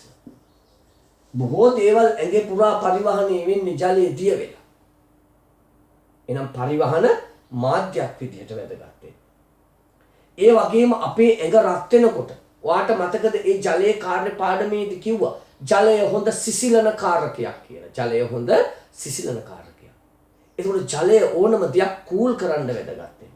වාහනේ එන්ජිම රත් වෙනකොට රේඩියේටරේට වතුර දානවා. නේද? වතුර දානවා. ඒ වගේ අපේ ඇඟ රත් වෙන එක වළක්වන්න වතුර තමයි අපි දාන්නේ. පීට්ටනිය සෙල්ලම් කරනකොට මහන්සි වෙලා ඇඟ රත් වෙච්ච වෙලාවට නේද? වතුර ටිකක් බිව්වා නම් කියලා හිතෙනවා. වතුර ටිකක් බීලා අපි ඇඟ කූල් කරගන්න. එතකොට මේ මැරතන් එක දුවනකොට පාර දෙපැත්තේ ඉන්න මිනිස්සු වතුර ගහන්නේ නේද? ඇඟට වතුර ගහන්නේ ඇයි? රත් වෙන ඇඟ කූල් කරන්න. ඒක හොඳ සිසිලන කාරකයක්. ඉතින් දේහ උෂ්ණත්වය අඩු කරන්න. ඉතින් තව එක අමතක වුණා කිය යුතුම කොට ඒ තමයි වතුර පාරේ මිනිස්සු වතුර ගහන්නේ නැහැ මේ මැරතන් එක දුවනකොට වතුර ගැහුවට අනික සියල් වැඩවලදී මිනිස්සු අපිට වතුර ගහන්න එන්නේ නැහැ. එතකොට ගල් වැටි ගන්නකොට කාණු කපනකොට අනිත් සෙල්ලම් කරනකොට නෙට් බෝල් ගහනකොට වොලිබෝල් ගහනකොට ගොල්ලෝ ක්‍රිකට් ගහනකොට තුවනකොට වෙනේම එතකොට ඇඟ රත් වෙනවා. කවුරු වතුර ගහන්න ඉන්නේ නැහැ. එතකොට ඇඟ ඇතුළෙන්ම දාඩිය දානවා. දාඩිය වල වැඩිපුර තියෙන්නේ ජලය. දාඩිය වලින් ඇඟ තෙත් වුනහම ඇඟ කූල් වෙනවා. ඒ ඉර අවු ඇවිදිලා අපේ දාඩිය වාෂ්ප කරනවා. දාඩියේ තියෙන වතුර ටික වාෂ්ප වෙන්න ඇඟෙන් තාපය ගන්න. එතකොට ඇඟේ තාපය අඩු වෙනවා. ආයි කියනවා ඇඟ දාඩියෙන් තෙත් වුනහම දාඩියේ තියෙන ජලය වාෂ්ප කරන්න ඇඟේ තාපය උරා ගන්නවා. ඇඟේ තාපය දාඩිය වල ජලය අරන් වාෂ්ප වුණාම ඇඟේ තාපය අඩු වෙනවා. උෂ්ණත්ව පාලනයට වැදගත් වෙනවා. උෂ්ණත්ව පාලනයට. හතරවෙනි කාරණා. උෂ්ණත්ව පාලනයට අමතරව අපේ ඇඟේ හැදෙනවා ඇඟට අනවශ්‍ය පළ. මල ද්‍රව්‍ය එහෙම නෙමෙයි. මල ද්‍රව්‍ය අනවශ්‍ය පළයක් නෙමෙයි. අපේ ඇඟේ හැදෙන જાතියකුත් නෙමෙයි. කටින් දාපු ටික උරාගත්තේ නැති ටික පිටින් පිට වෙලා යනවා. මේ පිට වෙලා යනවා. ඇඟ කටින් ගත්තා ආහාර මාර්ගයේ දිගේ ගියා. වමනා ටික උරාගත්තා අනිත් ටික බැහැර වුණා. ඒක ඇඟේ හැදෙන જાතියක් නෙමෙයි. අපි ගත්ත දෙන්නේ. එහෙම නෙමෙයි. අපේ ඇඟේ ජීව ක්‍රියාවලිය වලදී හැදෙන ඇඟට අනවශ්‍ය ඵල ඒවට කියනවා බහිස්රාවී ඵල කියලා. අපි ප්‍රධාන බහිස්රාවී ඵලයක් තමයි මේ මුත්‍රා. යූරියා යුරික් අම්ලය වගේ ලවණ සහිත මුත්‍රා. එතකොට ඒ වගේ දේවල් ඇඟට ඉතා අහිතකරයි. හරි සැරයි. අහිතකර නිසා ඒවා බැහැර කරනවා. හැබැයි ඒවා බැහැර කරන්නේ වතුරේ හොඳටම දිය කරන. යූරියා ඉතා සැරයි. යූරියා සම්පූර්ණ සාන්ද්‍ර යූරියා එහෙම ඇඟෙන් පිට වෙන්න ගියොත් මේ මුත්‍රා මාර්ගයේ එහෙන් පිටින්ම දැවිල්ල අල්ලලා ඒවා පිච්චීගෙන ඒවා සෛල පුච්චගෙන තමයි යන්නේ. නමුත් යූරියා නිකන් නෙවෙයි ජලය අතිවිශාල ප්‍රමාණයක තිය වෙලා පිට වෙනවා. එතකොට යූරියා වල තියෙන සැර අඩු වෙනවා පුතේ. සැර අඩු වුනහම මුත්‍රා මාර්ගයට තියෙන හානිය අඩු වෙනවා. ඒකනේ වතුර බිව්ව අඩු වෙච්ච දවසට මුත්‍රා දැවිල්ල කියලා එකක් හැදෙන්නේ. මහන්සි වෙලා දාඩිය දාලා වැඩ කළා වතුර හිම අඩුවෙන් බිම මුත්‍රා දැවිල්ල කියලා එකක් හැදෙනවා. මුත්‍රා දැවිල්ලට කරන බෙහෙත තමයි ওই සීනි හැන්දක් විතර දාන වතුර බොන එක තමයි කරන්නේ. වතුර මගින් මේ මුත්‍රාවල තියෙන යූරියා සාන්ද්‍රණය අඩු කරනවා. එතකොට බහිස්රාවී ද්‍රව්‍ය ඕනේ වෙන්නේ. බහිස්රාවී ද්‍රව්‍ය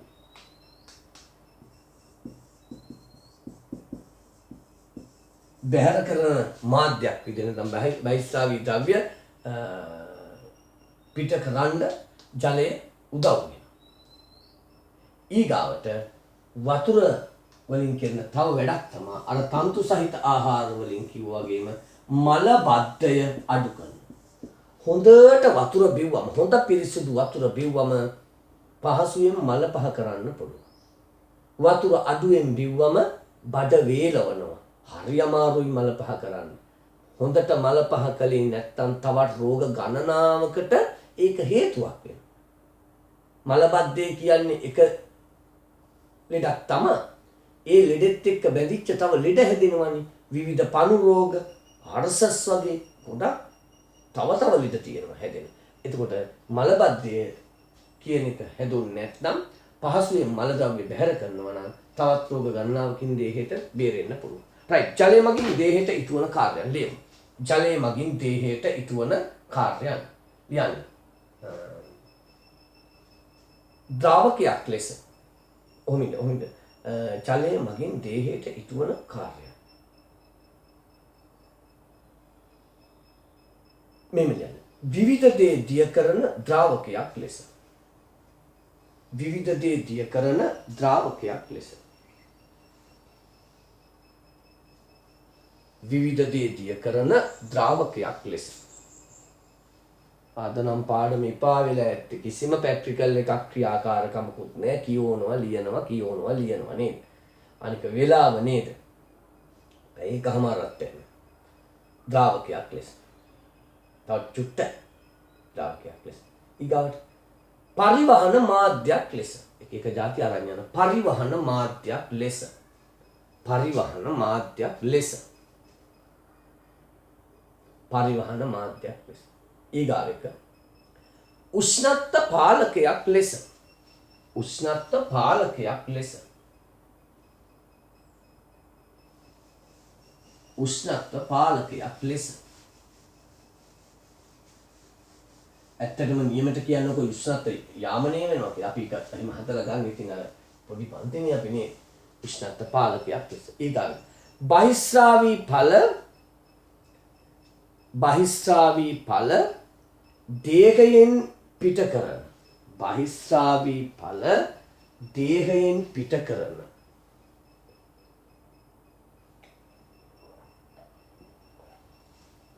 බහිස්රාවී ඵල දේහයෙන් පිට කරන මාධ්‍යයක් ලෙස. මාධ්‍යයක්. බහිස්රාවී ඵල දේහයෙන් පිට කරන මාධ්‍යයක් ලෙස. බහිස්රාවී ඵල දේහයෙන් පිට කරන මාධ්‍යයක් ලෙස. තව කාරණාවක් කියන්න ඉඩ නෑනේ. 4ක් කියලානේ ඔය යටින් ලියන්න. ඩොට් එකක් දාගෙන යටින් ලියන්න. මල බද්ධය වැළැක්වීම. මල බද්ධය වැළැක්වීම. මල බද්ධය වැළැක්වීම. ලිව්වනේ මල බද්ධය වැළැක්වීම. බය වෙන්න එපා. හොඳේ. දැන් මල බද්ධය වැළැක්වීම ලිව්වනේ. බය වෙන්න එපා. එහා පැත්තේ පිටුවට පෙරලන්න. අයියෝ තවත් කියන්නද හදන්නේ කියලා බය වෙන්න එපා. හොඳේ. පෙළුවනේ. මොකද්ද තියෙන්නේ? ආහාර හඳුනා ගැනීමේ පරීක්ෂා. ඊගාව පාඩම නම් කම්මැලි නැති පාඩම. ඇයි? ඒකේ තනිකරම ක්‍රියාකාරකම් තියෙන. ඔන්න අපි පන්තියේ හිටියනම් නියමයි නේද? අපි මේ ක්‍රියාකාරකම් ටික මෙහෙදීකින් කරමු. ඒක හරියට මේ කරන්න බෑ. ඔයාට යමක් කරන්න වෙන්නේ නැහැ නේ. මං කියා කෑවගොන මෙතන ඉඳගෙන නේද? අද කිසිම පාඩම පුරාවටම කිසිදු ප්‍රැක්ටිකල් එකක් ක්‍රියාකාරකමක් තිබුණේ නැහැ. පරීක්ෂණයක් තිබුණේ නැහැ. ඊගව දවසේ තියෙන්නේ තනිකරම වගේ පරීක්ෂණ ටිකක්ම තමයි. ඒ වගේම අද වගේ පාඩම දිගත් නේ. හිටින එකක් නෑ. ඉක්මනට මේ ටික ඉවර කරන්න ඕන නිසා මම මේ පාඩම කොටස් දෙකකට බෙදාගෙන කරන්න තීරණය කළේ. හොඳයි. අපි දත් දවසට ගොඩාක් කරලා තියෙනවා. එතකොට හැකි ඉක්මනින් මේ දැන් මේක දාලා හැකි ඉක්මනින් ඊගාව කොටසත් මම ඔයාගේ අතට ලැබෙන්න සලස්වනවා. මේ අපි ඉක්මනට මේ පාඩම් ටික ඉවර කළා. 8 පන්ති පාඩම් ටික පටන් ගන්න ඕන එකයි වෙලා තියෙන්නේ. මටත් කරගන්න වෙලාවක් නැහැ. අපිට කරගන්න වෙලාවක් තියෙනවා නම් මීට වඩා ඉක්මනට පාඩම් දානවා. ඔය එක පාඩමක් බලලා ගොඩාක් කියලා බලා ඉන්නවා. මට බයින්වත් ඇති නේද? ටියුට් එකක් බෙදලා දැන් කෝ නෑනේ පාඩම ආවි කියලා. ඉතින් පන්ති 6ක් නේ පුතේ. එක දිගට නේද?